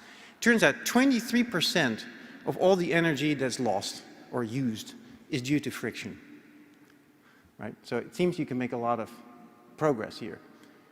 Catalyst design, for instance, can you, so this is from an OC20 data set from Facebook, and CMU made this. So they did these DFT calculations of how these small adsorbent molecules relax onto a metal. This is the catalyst, and so can you improve the function of this catalyst? And this is, for instance, you can make hydrogen production out of water much more efficient if you improve, let's say, electrolysis. Nitrogen fixation, this is the process by which you create fertilizer. And then, you know, whole cell modeling is somewhat on the horizon. So in a nutshell, to put everything together, molecular simulation is connected to at least 3 very important sciences: condensed matter physics, computational chemistry, and molecular biology. It is being supported by 3 disruptions in the computer science field: computational science, which is the science of simulations on large computer devices, you know, large supercomputers; machine learning; and then quantum computing. And there's a lot of applications which are super exciting, which are very important given the challenges that we face today: health, energy, and sustainability. So it seems like a really important and interesting field to work in. Now, in the second part of this talk, I'll go a little bit into the details of some technology that we have developed and how that is important for instance, simulating molecules. So this picture and one that's coming is made by Maurice Weiler. He has written a beautiful paper that I recommend if you're into this kind of thing. It's a bit mathematical, but it discusses sort of the combination of deep learning and symmetries. Now, why do I think symmetries are important and actually fundamental to all of these problems? Well, symmetries are a unifying principle. And in physics, for instance, Maxwell figured out that electricity and magnetism are just two sides of the same coin. And if you, and they're only distinguished because the observer has a different relative speed with which it observes the phenomenon. So somebody who's standing still and sees an electrical field might be observed as a magnetic field by somebody who is flying by that electric field with a certain speed. So really, electromagnetism is one thing, and you should treat it as such. And he wrote down sort of a bunch of equations which all unify them into one system. Einstein went one step further and basically said, well, there is no way you can distinguish somebody who is in a rocket and drops a ball, then the rocket is accelerated, versus somebody who is in a gravitational field and does the same thing. So there's no experiment with which you can distinguish these two things, which basically means they are the same thing, which is a symmetry principle. And from that simple idea, he derived all of general relativity, which again is an incredibly unifying principle that sort of unifies this idea of geometry and gravity. Even all our understanding of the elementary particles is organized according to these symmetries. I mean, it's basically, it's a bit technical, you know, they transform under certain groups, symmetry groups. So there's the sort of the matter particles like the quarks and the leptons, and they transform under a certain group, you know, and then there is these sort of force carriers which are, which also, you know, transform under certain groups. It's more complicated. It's a gauge group, but anyway. The whole thing can be understood and organized using the principles of symmetry and representations of symmetry. So then we asked ourselves the question, can similar principles be used in machine learning? And would they also form a maybe unifying principle? And we are still on this path of discovering this, but my conviction is that yes. The idea, the mathematical principle of incorporating symmetries in a neural net is basically through this sort of commutative diagram. So if I have, let's say, some geometric object, and I want to analyze a pattern on that geometric object, in this case it's a gecko, then I have some filters that I'm sort of, you know, convolving over this object, right? And I might actually get this sort of output out of my analysis, right? So this sort of tells me where this object is and where the boundaries are. This is what computer vision people do all the time. Now, I might rotate the geometric object according to one of its symmetry axes. Like for a flat image, it could be a translation. For a sphere, it could be a rotation in any direction. In this particular egg, it's just a rotation around this axis. Now, if I would rotate and then filter, I really want the same answer as if I would first filter and then rotate. That's really the principle of symmetry applied to this particular deep learning. If I have this, I'm going to get a lot of interesting properties out, which means that if I would make this an invariance, let's say this would be a prediction instead of a segmentation, would be a prediction of a class label, and I would say that in fact, I want invariance instead of this sort of equivariance, then I would have a principle that says, under a rotation, I want the same. I mean, if I rotate my cat, it's still a cat, and so I want my class label to be invariant. The advantages of doing these things is that data efficiency, relative, let's say, a convolutional neural network relative to a normal neural network saves enormous amounts of parameters. So it's an inductive bias that saves you a lot of parameters that you would otherwise have to learn from data. You can get structure in your latent representations that is very useful. For instance, you can disentangle the pose of an object, which is its orientation, let's say, from the presence of that object. And in fact, that will come automatically out of this analysis. And the interesting thing is that that's what the brain does as well. The brain also tries to separate these two pieces of information. Now, I'm just going to give you a little bit of an idea of this idea of a capsule. The word was taken from Jeff Hinton's paper, who has a slightly different take on it, a less mathematical take. But it is essentially exactly the same thing as these objects that we have been studying using group theory. So if you have an image or a molecule, of course, I'm going to apply this to molecules in a few slides. And I have some filters that are going to analyze this particular phase. So say here's an I filter, you can see it here, and sort of it fires at these two positions here. But I use this I filter at different orientations. This is the way I've set it up. And so because this one is changed, it will not fire here because this image is upside in this orientation. And there's a mouth filter here. And so we call this the eye capsule, which is 4 filter maps, and we call this the mouth capsule. Now, if I would rotate the original image, or maybe I rotate the original molecule, then I want a very specific transformation on my latent representations. For instance, here what will happen is that, because now this filter will start to fire, I will have these 2 firings in the eye capsule, and I will have this firing at the mouth capsule. Right? So what happens relative to here is I shifted 1 notch in the capsule dimension, and I rotated the actual orientation of the filters, the filter outputs. So that particular transformation is this transformation that I show, this transformation here in this particular latent space that I just described. Okay, in the case of a molecule, there's forces and all these things, and if I rotate the molecule, I want these forces to rotate nicely with the rotation of the molecule. I don't want to learn that, by looking at lots and lots of molecules and lots of orientations. I just want to build it in. I also need to tell you a little bit about some other technology which we developed, which is really important for this, which is graph convolutions or graph neural networks, which is basically doing deep learning on a graph. And so we can think of a normal convolution on an image also as a message passing scheme. So you can think there's a central pixel. The central pixel receives information from its neighbors. But in this case, this information can actually be different from all of the neighbors, because the neighbors will always be in the same orientation and they will always be the same number. But for a graph, that's no longer the case. This has a different set of neighbors than this node. And moreover, if I would have moved this point to here, it would have been exactly the same graph, but I would now have a different ordering. So I'm stuck a little bit. I cannot really do this here. And it looked for a long time that we were stuck with just using the same so that the same message is being sent for all the neighbors. That will solve the problem. It's a bit limited. We've now gone beyond. We can now do better. But this is basically the 0th order solution, which actually is being used a lot.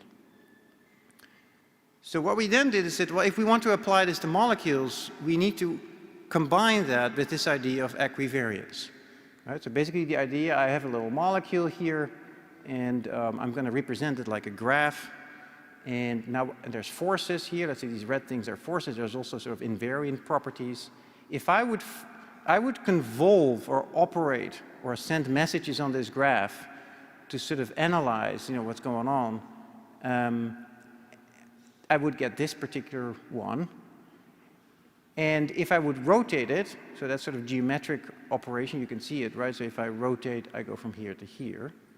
And now if I would rotate and then convolve, or first convolve and then rotate, I would have to have exactly the same answer. So that's basically all that we want to build in. And there's technical ways to do this, and you can read it in the paper if you want. So we build these molecules, and what we do with them is we predict molecular properties. What's their ground state energy? How do they bind to other molecules, etc. We can predict future trajectories, which is like molecular simulation over time. And we can synthesize new molecules with given properties. So you say, I want a molecule that binds to this particular this particular virus, right? Synthesize a new molecule for me that I can then use. And this is by no means done, but we have now built models that can actually start to do this using this technology. How am I doing on time? Oh. All right, so the key challenges that we want to solve is, so we want these simulations on molecules to be highly accurate in terms of, if you actually try to, solve them physically, you can do sort of every step is sort of, you have to do femtosecond steps in order to sort of evolve the molecule forward. But we want to sort of skip these femtosecond steps and we want to predict, let's say, nanoseconds or microseconds or something like this. And then finally, we also want to scale this to much larger systems, right? Large proteins or, solid state systems or something like that. So the technology we use is called a normalizing flow.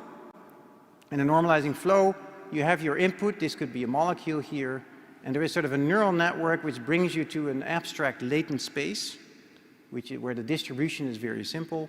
And you can also invert that transformation to go back to this space. So this sort of how this sort of works.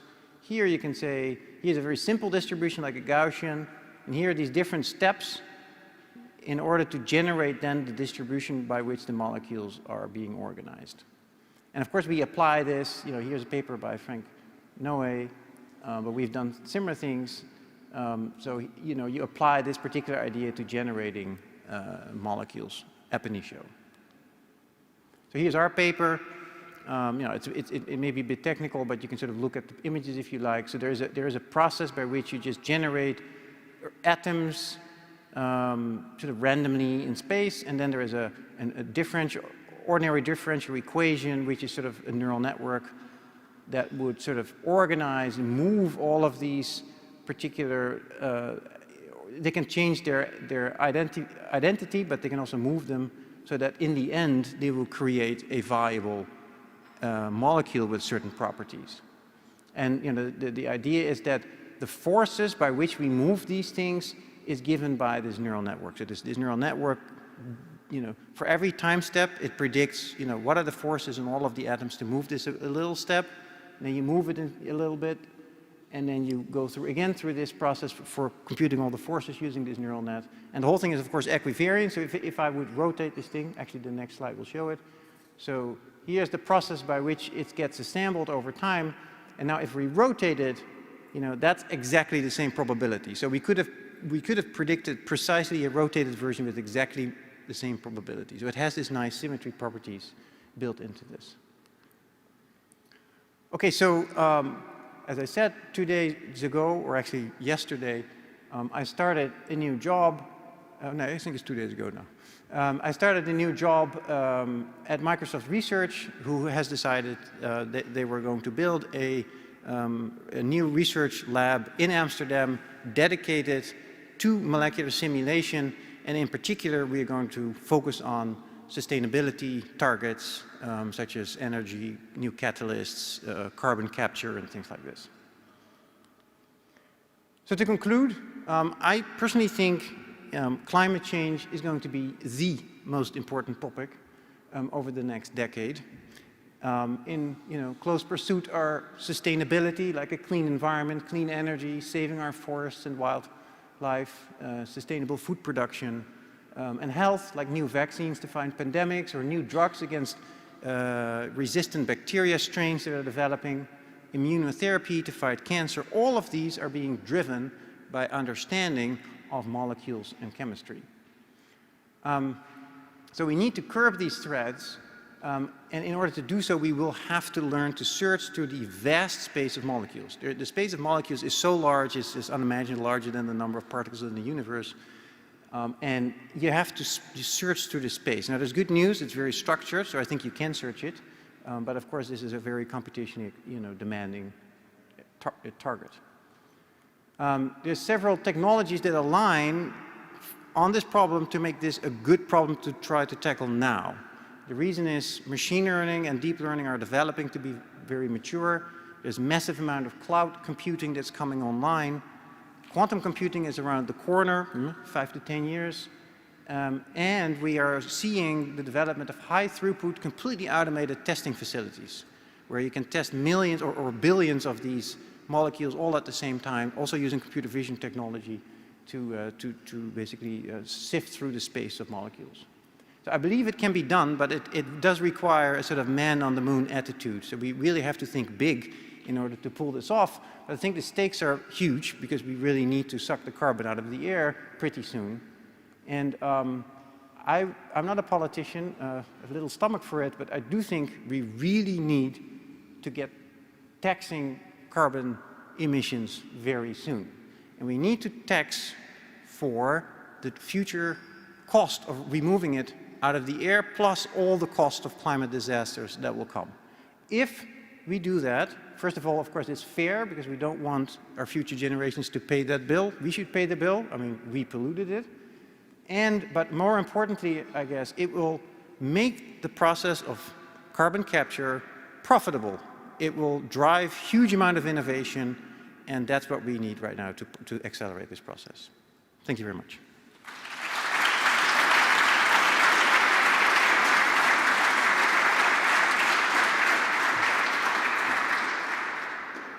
Yeah, so thank you very much, Max, for this very exciting talk. We have time for one question here, but then for the later questions, we will need to move them to the coffee break because, yeah, we want to give you a brief respite before starting then the final session. I wonder if you could nominate a man-on-the-moon target here. So for the physical science simulation, it'd be nice if we had something like the ImageNet competition. Well, that's an excellent idea. In fact, this is precisely the direction in which we are thinking. I thought your question was going a little different, but if you're talking about a data set, or let's say a Kaggle-like competition setup, I think what Facebook and CMU did is going in that direction. So they used their compute power to generate a large data set using these much more expensive density functional theory computations. And I'm sure Microsoft will engage in a similar activity. And then we would define, interesting targets for the community to work on with nice prizes and stuff. So absolutely, that's the direction which we're thinking. So thank you very much again. It was a pleasure to have you here, and this is really some very exciting stuff and also very important to keep life sustainable here. So we can thank the speaker again.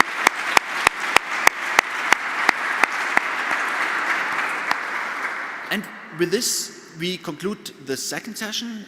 There will be a short coffee break, so please help yourself to some refreshments, and we will then start again at in about 5 to 10 minutes. We will call you back here with the final session of the day.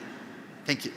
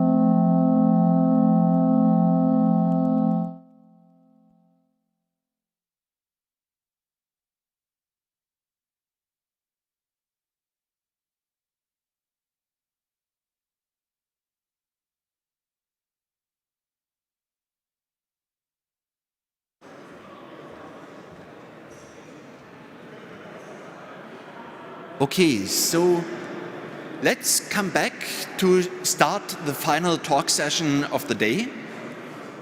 So please come back to your seats.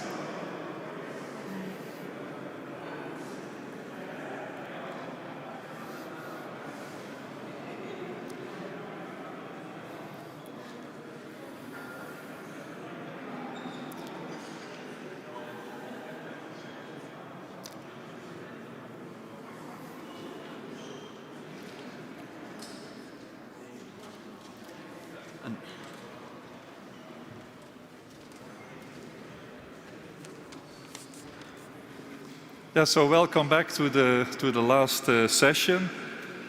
It is a great pleasure to chair this session because I think we have two very excellent speakers that are also very close to my heart.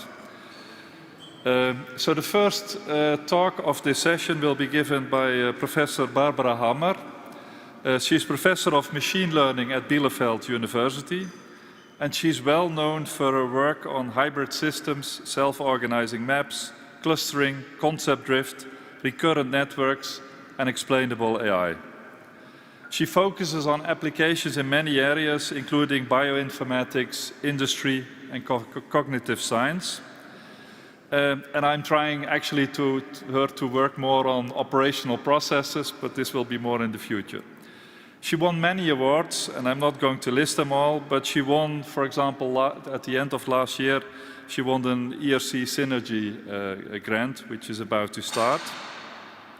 She also had many organizational roles. We know each other, for example, from the IEEE CIS Technical Committee on Data Mining. And she's also leading the Fachgruppe on Neural Networks of the GI. She plays a key role in many initiatives on artificial intelligence and machine learning in North Rhine-Westphalia, and both Bielefeld and Aachen are in the same province. For example, she's leading the Data Ninja training group, which includes 15 universities from many universities in North Rhine-Westphalia. So let's give Barbara a warm welcome.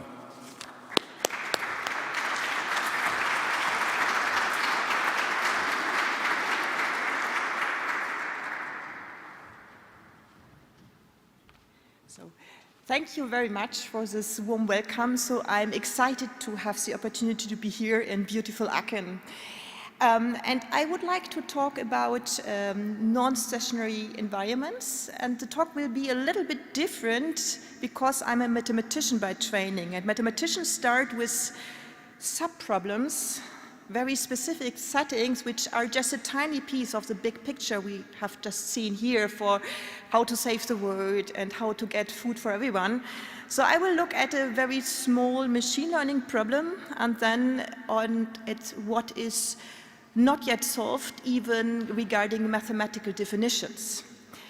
So please allow me to start with motivating why we have the challenge to learn in non-stationary environments in the domain of assistive systems. And let's look at a driver assistive system.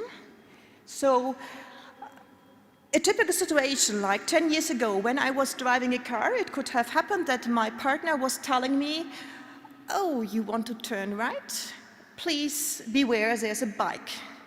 Today, the partner can be substituted by an AI, informing me after having detected with the deep learning a bike and after having detected that I want to turn right, "Oh, don't turn right, there's a bike."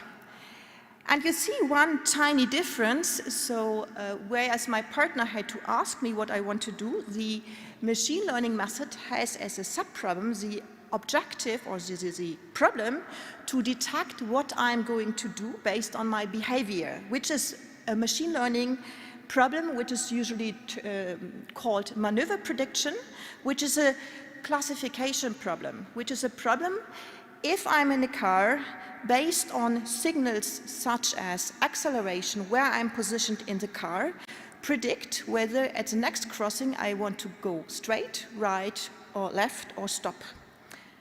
And this is a classification problem we addressed together with colleagues from Honda Research Institute with real data, with our favorite machine learning method. And you see here two graphs on the left. You see here the prediction horizon, and the further away you are from the crossing, the more complicated is the problem, the more errors you do. It gets better and better the more you reach the crossing. But it is possible to learn better than chance. And what is important is, depending on which method you use, you can have very different accuracy. And on the right, what you see here is two straight lines, and here two graphs which go down, meaning that the accuracy improves. And here the main difference is that these ones are assistive systems which happen or which are used if you use the system which is delivered, which is trained on all data. The second one would be the one which you would get if you allow a system to train while driving, to learn based on the data you observe while the person is interacting with the car. And this is actually learning from streaming data.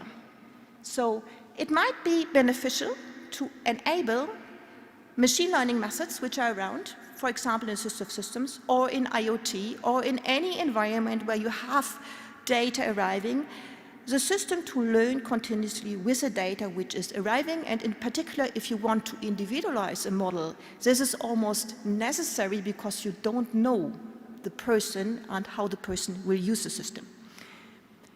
So let's go for learning from streaming data, where non-stationarity is one of the problems we have to deal with. What is a mathematical situation? You have a data stream, so at every point in time t, you have a data point xt, which would be the position of the car and your sensors, and you have a label yt, which in the case of the driver assistive systems is after you have crossed or passed the crossing, to observe afterwards what did the driver do. The premise, of course, you want to predict it next time before the crossing, but still, when you observe, you have the label for free, but it is too late to do the prediction. It is sufficient to do training. And now you start with a H0, which is a model delivered with a car. You go with the stream, and every time you have new data, one or more points, you are allowed to adapt your model based on the data you have just seen. And this way you can improve over time. Actually, this became very popular in recent years, such that there was a stream of publications and models doing research on that. And one recent survey by experts in the field is, for example, this one amongst many surveys. What are the challenges as compared to classical batch learning? What one has is, on the one hand, an algorithmic challenge. What we need to devise is a system which can be efficiently be adapted if just one data point or a few data points are coming into the system, which is a challenge if you would do deep learning from scratch, because you cannot learn that in just little time and with little effort. There's a modeling challenge because you don't know the data which is arriving, so you don't know the complexity you will observe. Still, you have to devise prior the model complexity, the model architecture, meaning that meta parameters such as the number of layers or whatever become parameters because they might change over time. What I'm going to talk about is the last challenge, which is you need to adapt to new data without forgetting what is still important, which is more or less the classical stability plasticity dilemma. We have learned yesterday that people always adapt continuously and they are stable and plastic. And this is a problem, of course, because we have usually what is called non-stationarity. Let me show you non-stationarity in a very simple mock toy data set we made up some years ago, which is beautiful Venice, the Rialto Bridge. And what we did is we looked at the palazzi and coded the palazzi by means of a simple color histogram, which you see here. And now you can mock up a classification task like which palazzo is it? And as you see here, this changes a lot, although it is exactly the same position in the image. So based on this environment, you have an extremely different appearance of exactly the same thing. So you have drift in the data, which would mean that when at point t0, you would have data like lying here, two-dimensional data, for example, where you have the blue points here, the red points here, and your model. It might happen that at point t1, the data look completely different, meaning that even the posterior label changes and your original classifier would just give you plain crap. Or it might happen that you only have what is called coverage shift or richer drift, that the data are no longer in the lower left, but in the upper right, which would enforce your system to extrapolate, where usually systems are not as good as expected. And yesterday we had this beautiful example of the big red police car, which was not trained. Such settings can be dealt with by a number of methods, and these are in such a stage that there are, at least for scientific purposes, toolboxes around, and one of the most popular one is a river from Buffet's group. And what I want to do is I want to look into one of the methods which are published in this river, the method which comes from my group. So let's look at one specific way to deal with the drift, which is the SAM-KNN model. So we started with the most simple model you can think. It's a KNN classifier, so meaning the data are the model, and if you have a new point, you determine the class based on the environment. What is good about the KNN? So the KNN automatically solves the first two challenges, because training a model means adding a data point, which is extremely efficient, and the complexity of the model is automatically adapted because it's non-parametric, and with the data becoming more complex, the model also becomes more complex. So we are left with the challenge how to solve the stability plasticity dilemma, which is more or less the question, which data points do we store because they are still valid, and which do we have to throw away? And what we came up with is actually the self-adjusting memory, where basically we have two types of data sets which we store. One is a short-term memory, which always stores the most recent points, determining the length of this look into the past based on what we call the interleaved train test error, which we can determine. And the only challenge is here how to do this efficiently.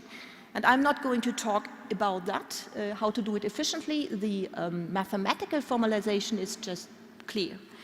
In addition, because it might happen that we shorten the short-term memory because the training error or train test error of the immediate past is better if we drop this. It might happen that this is still useful because it could be used in the future if you have a recurrent drift.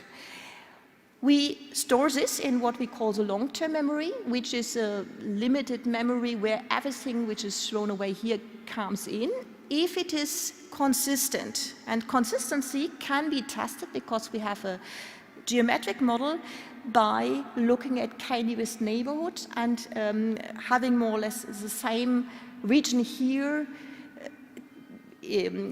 without different labels as we would have had here. And this can be put into a parameterless rule, so to speak. I will show you what would happen for this short-term and long-term, if we go for a very simple mock-up example where we have 4 classes, black, green, red, blue, and they are shifting right, left. And you see here what the short-term memory will do and the long-term memory. You see that here the long-term memory remembers the parts which are still consistent from the past. Here you have to overwrite the thing. And you see also that you always have a little bit of free space at the boundaries because these would disrupt the classification accuracy. And everything is more or less automatic. You see the size of the memories is automatically adapted, whereby here we just have an upper bound and we always cluster or compress if the upper bound is reached. So this model can be further extended because it's a metric-based learner to also adjust the metric. We put this last year into an ensemble, which we call SAME. It's a self-adjusting memory ensemble, where we more or less have a drift detection and different models which work like the SAM, but with different representations. And of course, you could also feed a representation which comes out of a deep network into one of those memories, or you could feed a metric learned by LM and NN whenever you detect drift, and you say you could improve that. This is what is always important for the machine learners. So what is the accuracy? And we tested on many, many data sets, among others the Rialto Bridge.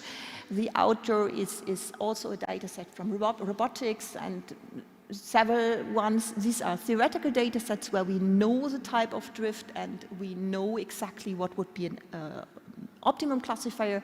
And you see that the same is extremely robust, so it can deal with different types of drift in a very nice way. We use that not only for this assistive system telling us what to do at a crossing, but we are in an actually active project which is going on where we want to use it to support control of exoskeletons. And one thing you need to do with an exoskeleton is you need to predict what a person is going to do from an initial startup sequence. So again, we have a classification scenario where we, in this case, equip the person with an X-sense suit, so you can have sensors over the whole body. And the question is, is this person going to do if you only know the previous part, which is actually a classification problem where you want to predict, okay, here the person stands, it's squat up with object, and so on. And again, you can compare what happens if you learn a model with all people, or you individualize the model with one of these drift learning models, and you see the red curve is going down much more, so meaning individualization also helps here to probably have in the future intelligent cyborg for us. So that would be science fiction here. At that point in time, we asked ourselves, okay, this is working, but what is drift? So I gave you this definition. The problem of this definition is, of course, it's one thing which we can never observe. So we have a constant time stream, and it's not clear that we have a time window where we have a static distribution underlying the data, meaning we have a definition which we can never check because we can never precisely observe P at a time point T, and we don't know whether we have even 2 points of the same distribution, because it might happen that the distribution changes smoothly all over the place. So we never have might be that we never have more than 1 point of the distribution. And so we asked ourselves, what makes up drift if a machine learner or computer scientist deals with it from real data? So drift is defined as change of the distribution, but we can never observe that. So what a machine learner usually understands as drift is that the model trained on one time window is not working on another time window, or equivalently, if I would train a model on one and a model on another time window, then the models are different. Of course, you don't know what are the time windows, because it could happen that here you also have actually learned on 2 distributions or an infinite number of distributions. And the problem is, if you would, for example, build drift detection models on such a definition, you would have to fix the time window. So you would have to go with assumptions, go ahead with assumptions on the type of drift. Therefore, we were thinking about the question whether there are alternative characteristics which don't need to slop the time. And actually what you can do is you can equivalently formalize drift as dependency of variables, because what you actually do is you have observations, and you can of course equip the observations with a timestamp, and one can show mathematically that this follows a proper distribution, and one can define that drift is present whenever these are not independent. If you go for mathematics, this would look like that. First, we have to define what actually is a drift process. For that, we have continuous time. We have for every point in time a PT, and we have to ensure measurability. So T to PTA must be measurable, otherwise we cannot do any mathematics. And then one can define drift as not being almost surely constant. One can define this drift via independency, and one can define this drift via models being not the same, whereby models are here the optimum generative models you can think of. And then one can show actually that these and more properties around in the literature are equivalent under some weak assumptions. So we have this change of distribution, which is equivalent to dependency drift, which is equivalent to model drift, and one can even relate it to what is called change points and non-stationary of the stochastic process. So this allows us to find good methods which detect where drift in time happens, if we have drift in time. A question which we are currently discussing is whether we can also identify where drift appears in space. So we would like to go for what we call drift explanation, so XAI for drift. The problem is that, it's not so clear what would be a language. So drift localization would more or less be the following challenge. We have assume we have 2-dimensional data sets. This is 0.1 to up to 12. And now we have Gaussians which appear or disappear. And then a drift localization could, for example, identify which of these positions do not change, which actually are exactly these two. The question is, can we come up with models which detect where drift is located, and which also detect for the other regions where is the drift the same or different. This would be drift localization or drift segmentation. And based on this independence framework, what we can do is we can formalize that drift segmentation would assign data point X to classes L of X, such that the probability distribution of time, if we only observe X in such a class, is homogeneous. And this is a nice definition because this allows us to compare, if we have a split, whether the distribution is more homogeneous or less homogeneous, for example, using Kolmogorov-Smirnov test and the p-value out of that, which allows us to just plug in this new measure into what would be called a decision tree, like a classical one, come up with a framework which gives us a decomposition via a decision tree where the split criterion is based on a mathematical way to detect how much homogeneity do we gain by using the split. And this will just be presented in like a few weeks. What comes out is actually, in this setting, the ideal thing, because these two are non-drifting, and all others are drifting. More precisely, we have appearing or vanishing drift of different types, abrupt before, multiple abrupts, or recurring, and one can detect this automatically based on these dependencies. Well, this brings me to a drift of the talk, because I would like to stop here and make a cut, a separation of this talk, moving to the next action, but thanking the persons who were involved in the publications I've talked about here. And in the future, we want to extend this to drift, where we have also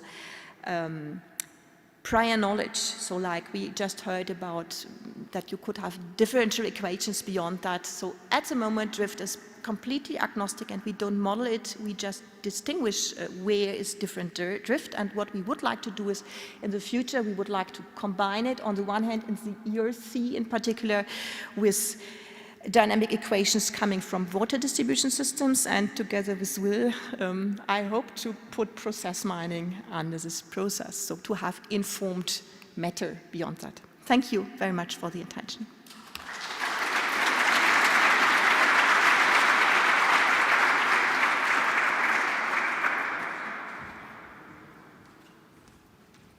Thanks a lot, Barbara. I think we talk often about applications, but we have to realize that all of these applications are only possible because of development in the core machine learning area, and I think that's very important. We have time for one or two short questions. Yeah, thanks a lot for this very interesting talk. You mentioned that as next step you want to look into including prior knowledge, and you mentioned differential equations, but what are you thinking about? Are you thinking about like full differential equation models, or more like the timescales? Because often in engineering we have an idea of the timescales, like we know roughly like at what scale a process changes. We may not know the entire model, but we have an idea, does it change on a matter of, I don't know, seconds or milliseconds? This seems to me that this is some prior knowledge one would really like to put in there, because we often have that, why we might not have the full differential equation. Is that what you have in mind? Actually, there are two things. So one is, at the moment, we still assume that data are independent, and that's the biggest thing we need to get rid of. And I would expect that one would need differential equations, because we will then just look at the errors, for example, and then can deal with this. That's one of the things. So this cannot work if we have dependency of the data. It's assuming that data arrive independently but changing over time. The second is that time scales actually are often used in current drift detectors, because you assume a certain bandwidth, and we got around that with our modeling. So we are very happy that we don't need that. That's exactly the point, that no matter how fast or which window size you need, we can deal with it already. Therefore, what I would rather like to do is, if we have homogeneity, so we have a network, I will deal with water distribution networks, where you have different things all over the place. And I would like to have spatial relations. That would be the thing we would like to deal with. But I am pretty much open, of course, to other applications. So it need not be critical infrastructure and water distribution, where I only have to spend 45% of my time, but the other 55% could, of course, go into engineering applications. Yeah. If there are no other questions, then I would like to take the opportunity to ask a question. So life is full of drifts, right? And I think it's very important that machine learning techniques adapt to that. But at the same time, in recent times, we have seen the COVID crisis, we have seen the flooding of my city. So do you also include somehow the human in the loop to decide, okay, now we should not use machine learning and drift detection, now we should give over to a human? Did you think about these things? Yeah. Actually, this is exactly the motivation for the collaboration with the Honor Research Institute, because they really put forward the idea of collaborative intelligence, which is not a big future, but the the immediate future. That's one thing. And say this bike, it's of course exactly to put the human in the loop. The premise, of course, what you are hinting is that drift is always ill-posed. And at some point, you don't know what to do. Therefore, you have to put the human in the loop. And for that, early detection of like a catastrophic disaster, of course, would exactly be important. In the ERC, we have a socioeconomist involved who is exactly doing that. So for that reason, we need to come up with explainable AI and explaining drift to put this to experts or applicants. And that's exactly one of the key issues. Thank you. Okay, let's thank Barbara again.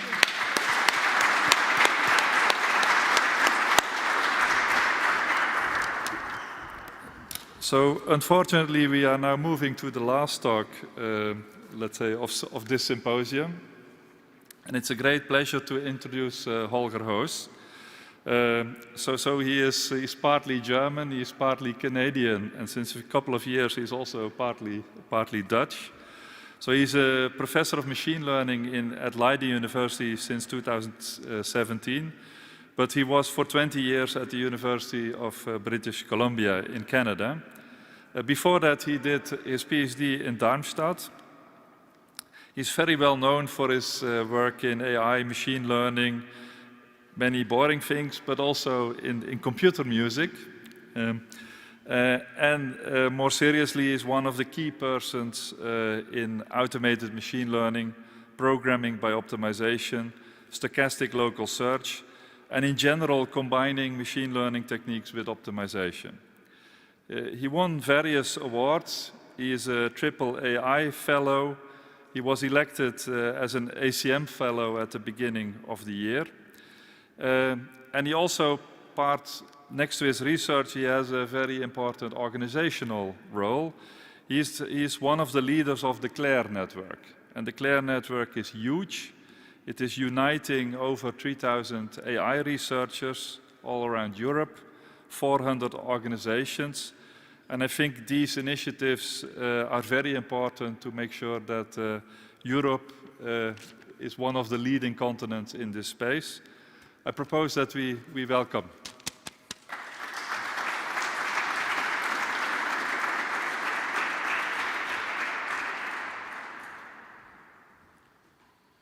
Good afternoon, everyone. I guess I'm the final thing that's between all of us and lunch, right? So I'm going to try and make it somewhat easy to digest. In order to do that, I'd like to, first of all, go a little bit back in time. Oh, and of course, here we have an interesting technical thing.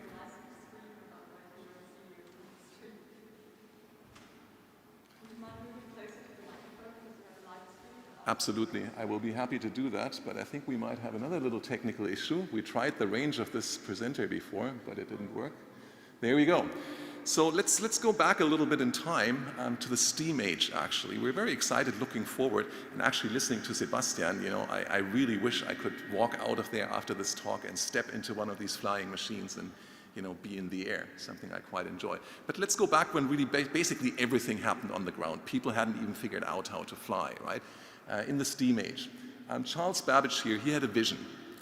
And his vision was to have a machine, a universal computing machine that could be freely programmed to do whatever computation you thought would be useful.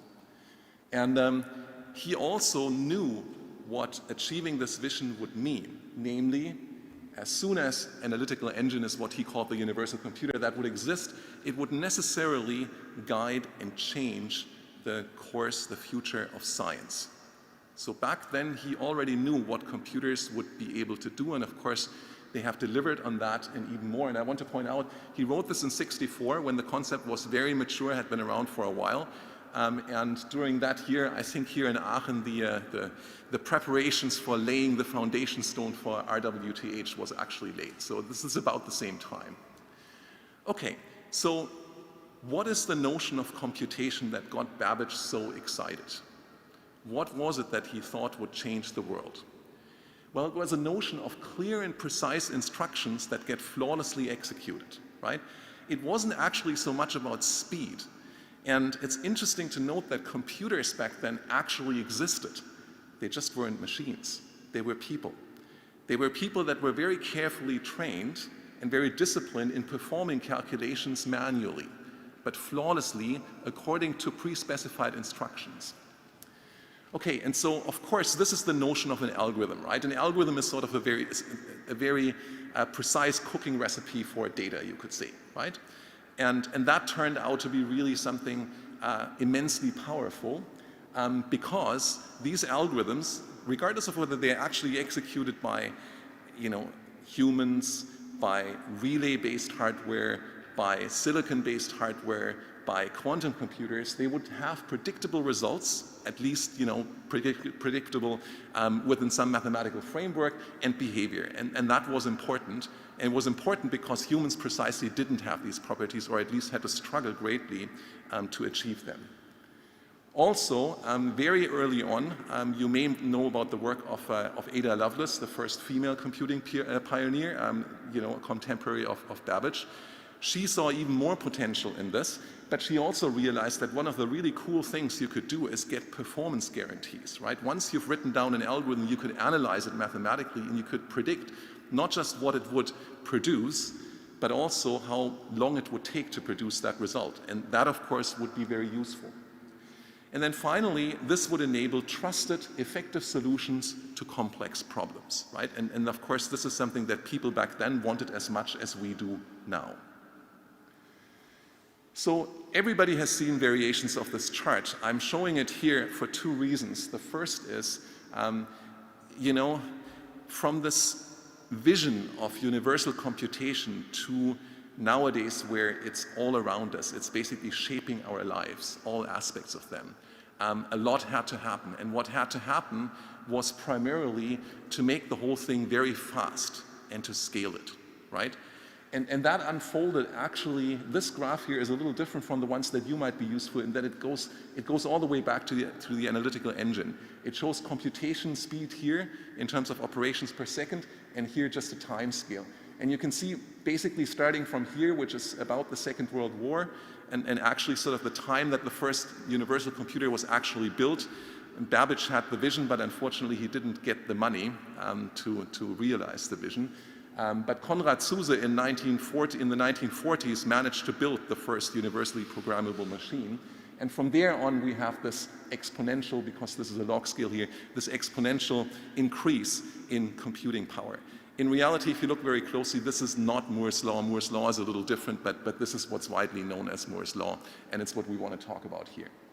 So as a result of this, a computation that in 1942 would have taken 1 year, in 2020 would have taken only 57 microseconds. And I didn't put 21 in there because I'm not sure how the pandemic and all that would affect things now. So maybe that was early 2020, and after that, we don't know. What is not so well known, and maybe a surprise to some of you, is that improvements on algorithms, on software, are continuously having an even bigger effect. And this isn't just happening in the area of machine learning, it's happening in many other areas. So in fact, it's fair to say, and there's objective evidence, some of which I will show to you, that improvements in algorithms dwarf improvements in hardware. And so here is an example, mathematical optimization, so-called mixed linear integer programming.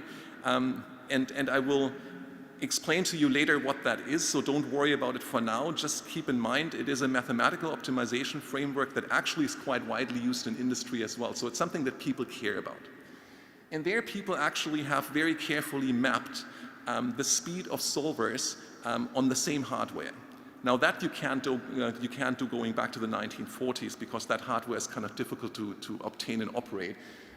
But what they have determined is that there's about a 1.9 speed up per year, and that's as opposed to 1.4 per hardware. You might think that's a small difference, but those of us used to thinking exponentially know that this is of course a very huge difference, and you will see that in a moment. So what in 1991, when they started that study, would have taken 1 year, and actually there are mixed integer linear programs that take a year to solve and are worth solving nonetheless. In 2007, on the same machine would have taken only 18.22 minutes. That is very, very impressive. And now if you run the whole thing on 2007 hardware, and I'm choosing 2007 because that's when this particular study stopped, you actually get a 6.2 million-fold speed up over only 16 years as a combined result of hardware and software speed up, where the software speed up actually, the algorithmic improvement dominates. So this is the reason. I mean, Sebasstian talked about $1 trillion business, right, or economy. If you take computing, I've actually never seen numbers, maybe one of you has, but I would estimate it's at least 10 times as much. It's probably even more than that now, if you really take everything that's touched by computers.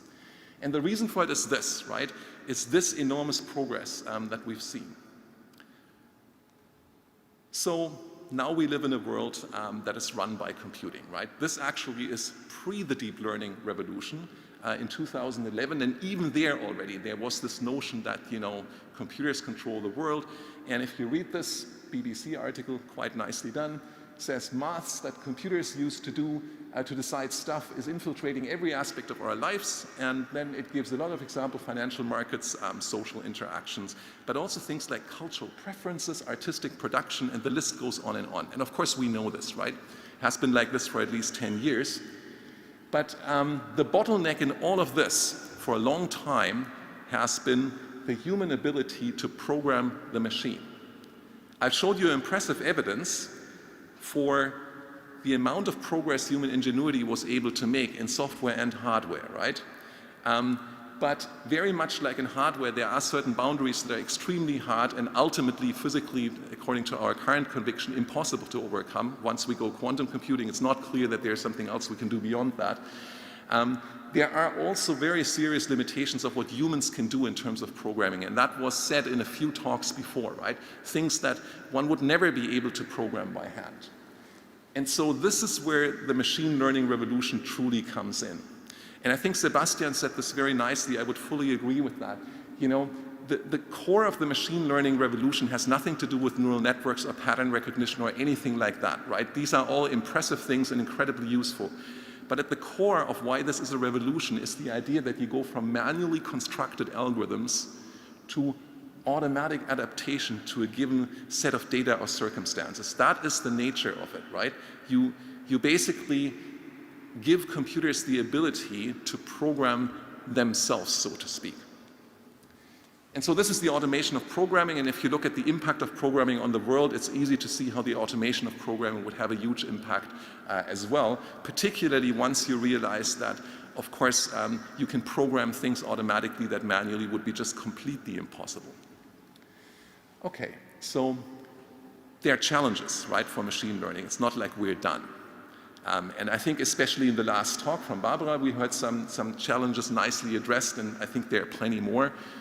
Max, of course, in order to realize his vision, will have to, you know, tackle a few of those, and I'm sure that will happen.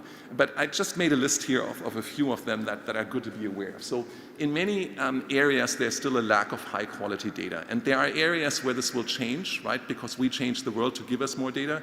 And there are areas where it likely won't change, or we don't want it to change.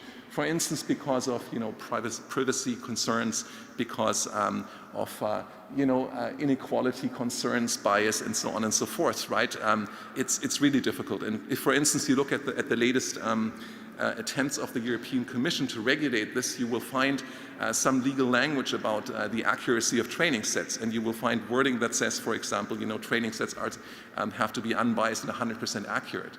Well, anybody ever seen 100% accurate training data? That's sort of missing the point of machine learning altogether, right? There's also computational complexity, right? Some of these really huge models that were mentioned earlier, they take a ton of computational resources, and their computation still is the bottleneck, right? Some machine learning problems are just computationally very, very hard. And that leads to questions of energy consumption, but again, also inequality, because those who don't have access to the enormous hardware resources that, you know, some of the big tech companies have, they have a disadvantage right away. You have the issue of black box models, the lack of transparency, also something that the upcoming EU regulation sort of takes issue with in certain applications, right? So deep neural networks, and of course there's lots of great research on addressing this challenge, but I would say as of now it remains a challenge. You know, it's sometimes really hard to tell how they arrive. I mean, not at the level of individual neurons and components, right, but at the level of the entire big system, how they arrive at certain output recommendations, decisions, and so on. And so this can cause a lack of transparency and a few other concerns that go with that. Next, of course, there is the lack of robustness. I think you've all seen examples. I didn't even put it on the slide because it's so well known, how, you know, deep learning-based image classifiers can be adversarially fooled into, you know, misclassifying a panda as a gibbon, no big deal, a pig as an aircraft. Well, maybe in Sebastian's world that's a bigger deal already, although flying pigs are a little rare, and maybe that's okay. Or a stop sign as a speed limit of 100 kilometers. That's not good, right? And there are many other examples of lack of robustness, and it doesn't just happen with deep learning, by the way. You know, lack of robustness is an issue. And that can lead to failures, adversarial attacks, and so on, and ultimately makes it difficult in certain applications to trust these kind of systems. And that is the part that I want to spend the remainder of this presentation on, because I think if we want trusted AI, if we want people to programming, SAT, SMT, they're all NP hard, right? And now, in order to do the verification, let's say, of a big network, you have to solve many instances. Actually, it turns out one instance per training image, right? And if the training data set is huge, that's now a huge number of NP-hard problems instances, and we would all imagine that this would be difficult. Nevertheless, it can be done. So here's a nice piece of work from Botoeva et al. That was performed mostly at Imperial College London last year, actually last year published, the Venus verifier. It uses a commercially available MIP solver that's also widely used in the industry for other purposes called Gurobi. Neat piece of software, quite expensive actually, quite powerful. It applies it to a feed-forward neural network, nothing too fancy actually, with only 2 hidden layers, 512 neurons. So this is sort of a small thing, and it uses, of course, the MNIST data set that has been, of course, used to death for these sorts of things. And then you have running times with these MIP instances to get anywhere from a fraction of a second, which is pretty nice for an NP-hard problem, right? Easy instance, all the way to over 10,000 CPU seconds. This is the difficulty of instances that you get when you do this, out of this relatively simple neural network. Okay, and that's for each image that you get such an instance. All right, so 10K images means on average that's something like 2.3 million CPU seconds. And if you do the math, then you will find out that's about 26 CPU days. And of course, on a big cluster, that's not so much, right? But now if you have to do this a lot, and you know, with a lot of different network designs, for instance, as a neural architecture search, if you have to do this on bigger networks, on larger data sets, you can see how this is starting to be a real problem, also in terms of energy consumption, by the way. So that gets us to the second bit. And the second bit is, of course, to have a little bit of a look under the hood. And now these guys use a commercial MIP solver. Many companies use commercial MIP solvers, especially in the airline industry, as it turns out, to do things like, you know, crew rostering and scheduling. So MIP solvers are very, very widely used, and I would make you a bet that, you know, when you go through your day, you will be touched every day by something that a MIP solver has touched as well, right? Because most big companies use them somewhere in their logistics, somewhere in their operations. Okay. So what is mixed integer linear programming? In a very non-technical way, it's a mathematical optimization mechanism or formalism where the objective is a linear function of a number of variables, right? Linear function, that's good, that sounds easy. The variables are either real numbers, positive or negative, or integers. That sounds also quite easy. And then we have constraints, which are linear inequalities. You'll see an example in a second, so that also doesn't sound too fancy. And it turns out that this is enough to do a lot of really nifty stuff. So here's an example. You want to maximize x plus y, right? Just the sum of the two. And we all know how to do this. You make x big and y big, right? As big as you can. But then you have constraints. And here's 2 inequalities, right? And then you also have a constraint that both x and y should be positive, right? For instance, because it's money and, you know, you don't want to lose money. And then on top of that, you have a constraint that says x and y also should be integers, because money can't be arbitrarily finely divided, at least not the way it shows up in your account. Or you can actually spend it using any usual payment mechanism. And it turns out that that makes it very powerful, but also very hard, right? As I said, this is extremely widely used to model and solve real-world problems. They're powerful commercial solvers. Gurobi isn't the only one. Cplex actually is owned by IBM, a very big thing as well. It's been studied intensely since the 1960s, and it's fair to say that about 50 years of mathematical knowledge have gone into these solvers, and they are continuing to be developed. It's not done, right? They get better every year still. It hasn't stopped in 2007. Problem is NP hard. For computer scientists, of course, that's never a good sign, but it's also the license to use heuristics. And indeed, you know, in order to achieve the performance that I talked about, you have to highly rely on a very complex set of interacting heuristics. For those of you who know a little bit more about it, it's so-called branch and cut algorithms that do this. So what's cool is that cutting-edge solvers combine two kinds of technology together. They use very powerful optimization techniques to find good solutions to start with. But often that's not enough, especially when you want to verify. What you also need to know is that your solution is optimal, or that solutions of a certain quality can never exist, right? And that you actually do using automated reasoning. And that's a very typical situation. It doesn't just happen for MIP solvers. Good. So there's challenges here too. Computational complexity, big deal, NP hard, right? Many real-world MIP instances are actually, it's bimodal. Many of them are either super easy to solve, and you will never hear about them because they're just routinely solved, and they can be solved by pretty much any MIP solver, even the one that a student writes as a grad, as a project for a grad course. But then there are many MIP instances that are very hard to solve, for which even current solvers really struggle. And by looking at a MIP instance, it's very difficult to tell into which of those two categories they actually fall. It's highly complex, I already said that, and because it's so unpredictable what works when and why, these solvers have many parameters that you can fiddle with, but because it's so complex and the way the parameters impact performance is very difficult to understand and internalize as well, most people leave the parameters just at a default. In almost all applications this is done. But they can have a huge impact. But many types of MIP instances do require different solver configurations to work well. It's just that nobody really knows how to set this up. The few people who do, they're quite highly paid for it. There's very limited understanding, once again, for what works, when, and why. That actually is the case for many kinds of AI technologies. This, by the way, is an AI technology, MIP solving, by all counts. That gets us to the third thing. And it's going to be very brief, because it's a very brief but powerful idea. So if you have a thing like a MIP solver or a system that has some knobs and dials, like this one here, right, that has the property that if you measure its performance and you twiddle with the knobs and dials, the performance changes. This is what we call performance parameters, right?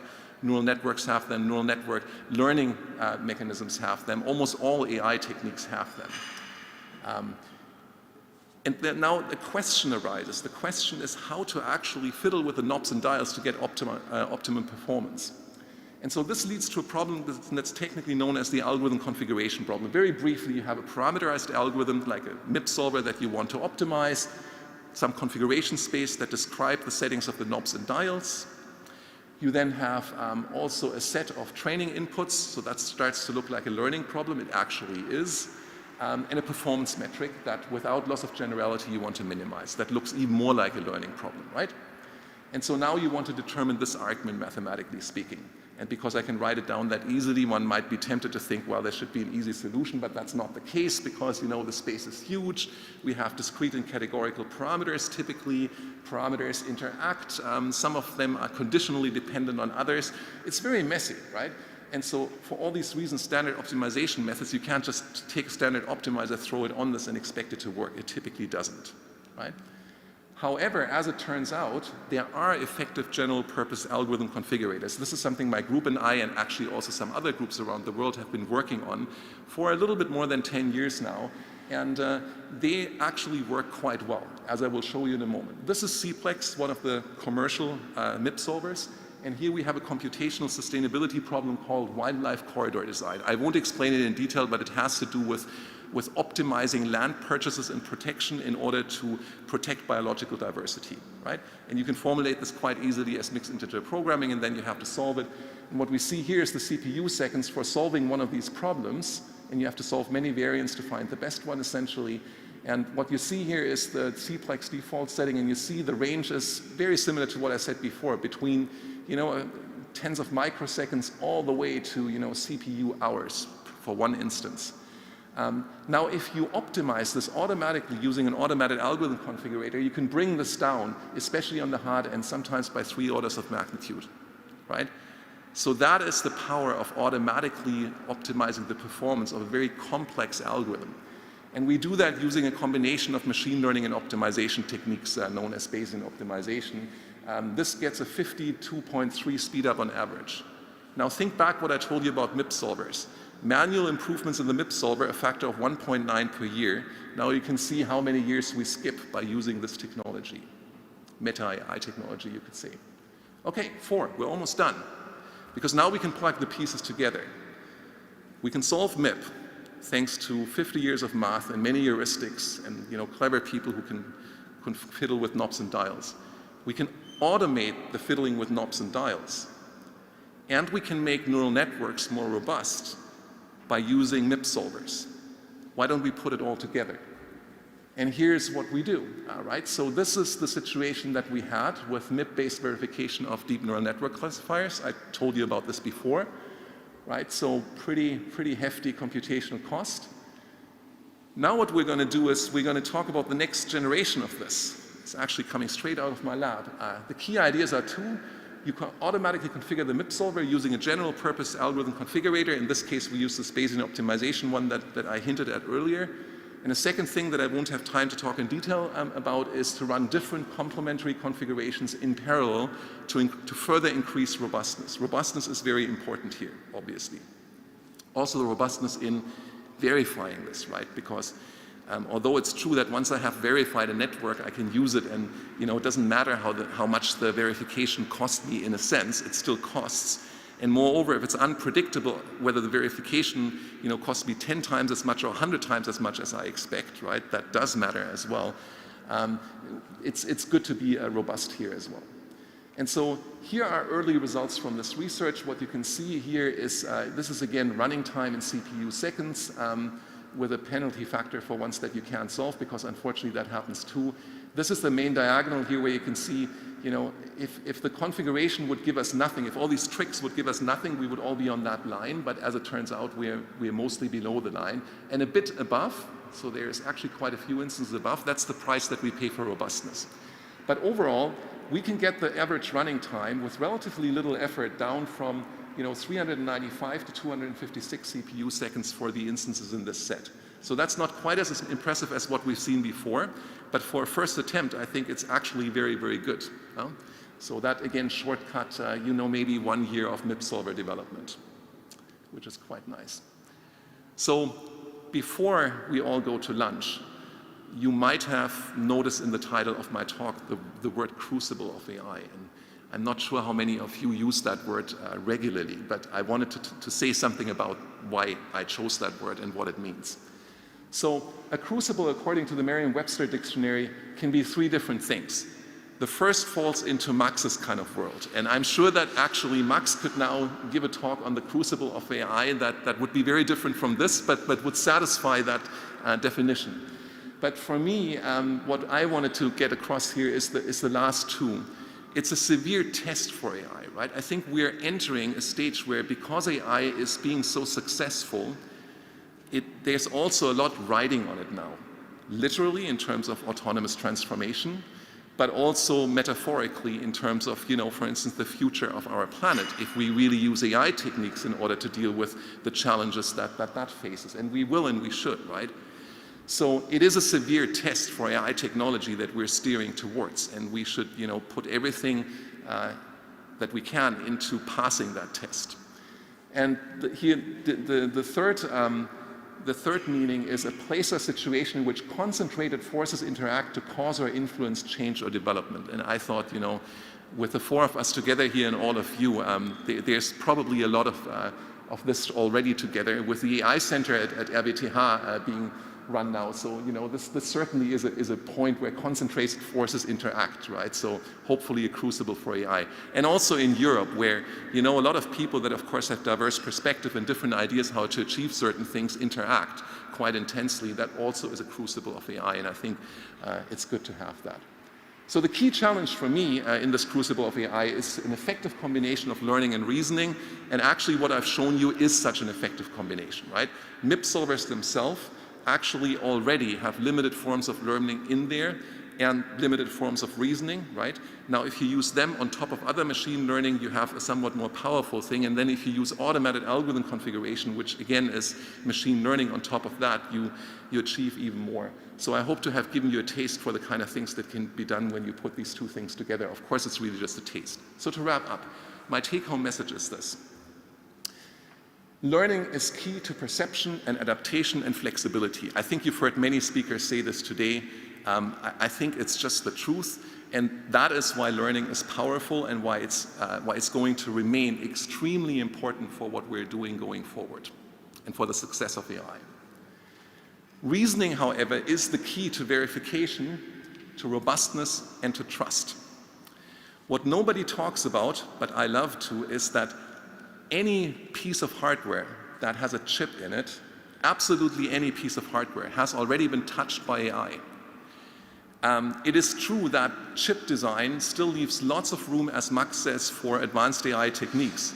But it's also true that the only reason why we're able to make CPU-style or GPU-style complex chips work correctly is because we use automated reasoning.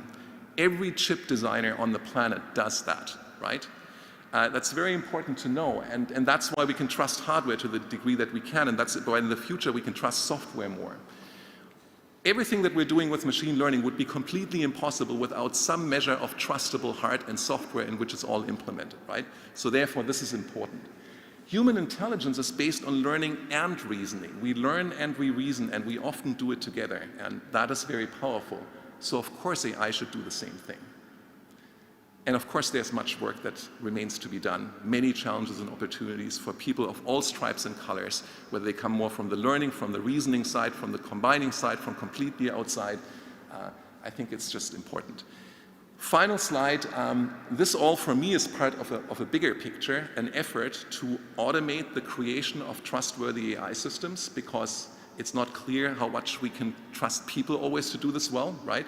So there's a good reason why we automate part of our microprocessor design process, because we think that machines can do this better than people. There's a reason why we want to automate driving, because Sebasstian, and I agree with him, thinks that machines can ultimately do this better than people. Flying airplanes, the same kind of thing. So of course, you know, the automation of AI that already has shown us some fruit in the area of automated machine learning, for instance, that Will mentioned so kindly. But also, this doesn't just advance AI, but it also democratizes it, right? Because if I don't need somebody like Max to build me a nice AI system, but you know, I can have a machine do it for me, that gives more opportunities, unless of course the machine is so expensive to run that few can afford it. That's a different challenge.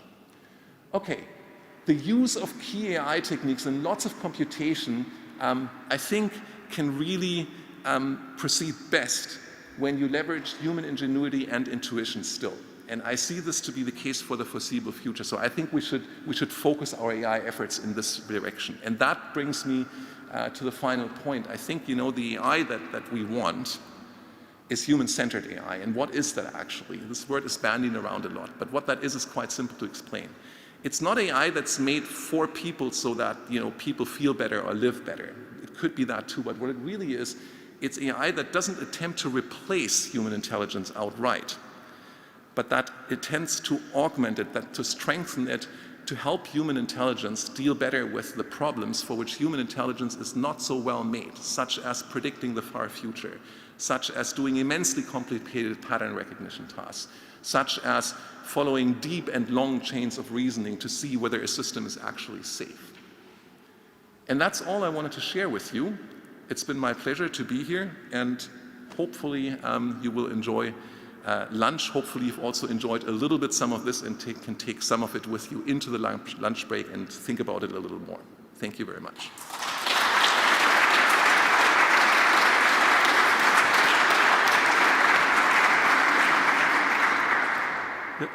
Thanks a lot, Holger. I think this was a great closing talk.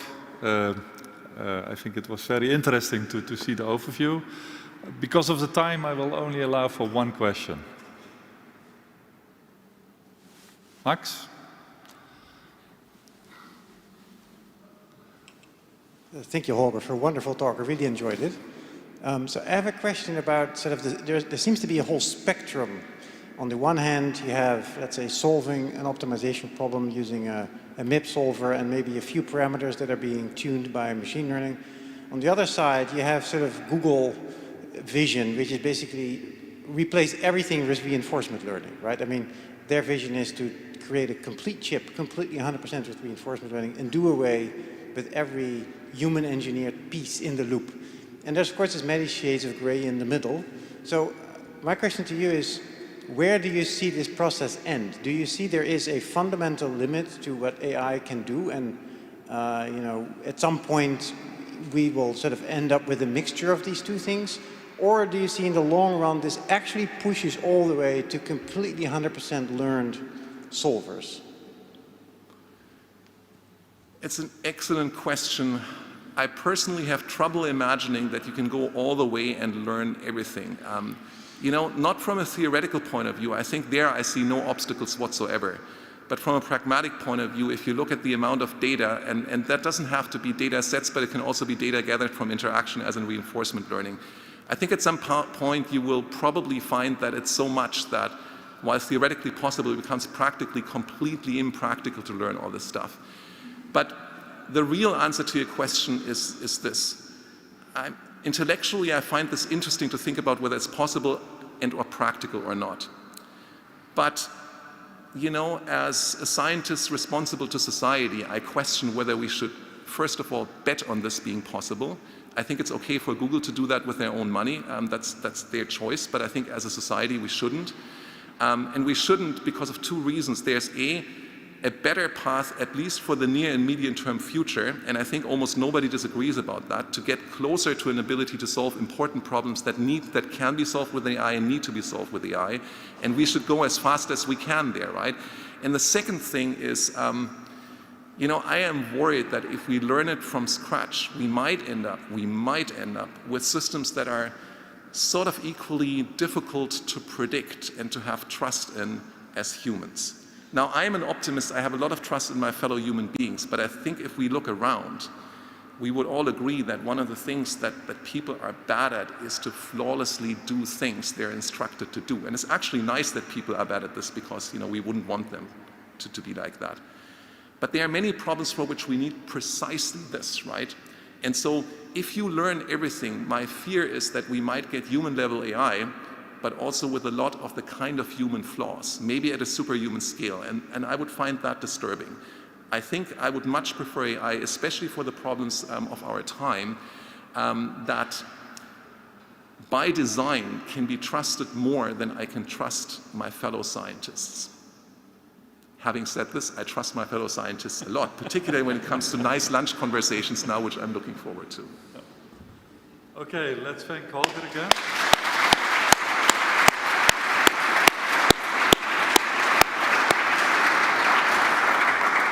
Yes, so I think we have come to the end of a wonderful program.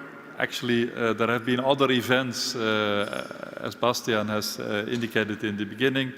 On Wednesday evening, there was a discussion because, of course, artificial intelligence is not just important for scientists, but for society at large.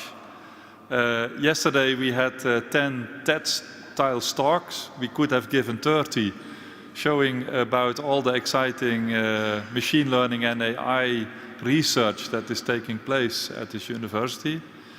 Now we had this scientific symposium. For those invited in the same room, there will also be the prize ceremony. And I think altogether, I think it is a beautiful week to celebrate, let's say, that we are at the heart of a development that is very important, not just for science, but also for society. I would like to take this opportunity to thank again the speakers for the wonderful talks, the audience for being here, also many people online. And there is one special person that I would like to thank, and that is the person with the microphone, Hannah Markgraf, who has done a lot of work behind the scenes. Last week she was trying to have a holiday, but I think the holiday got disturbed by last-minute emergencies. So let's, before you go to lunch, let's thank Hannah for doing a great job.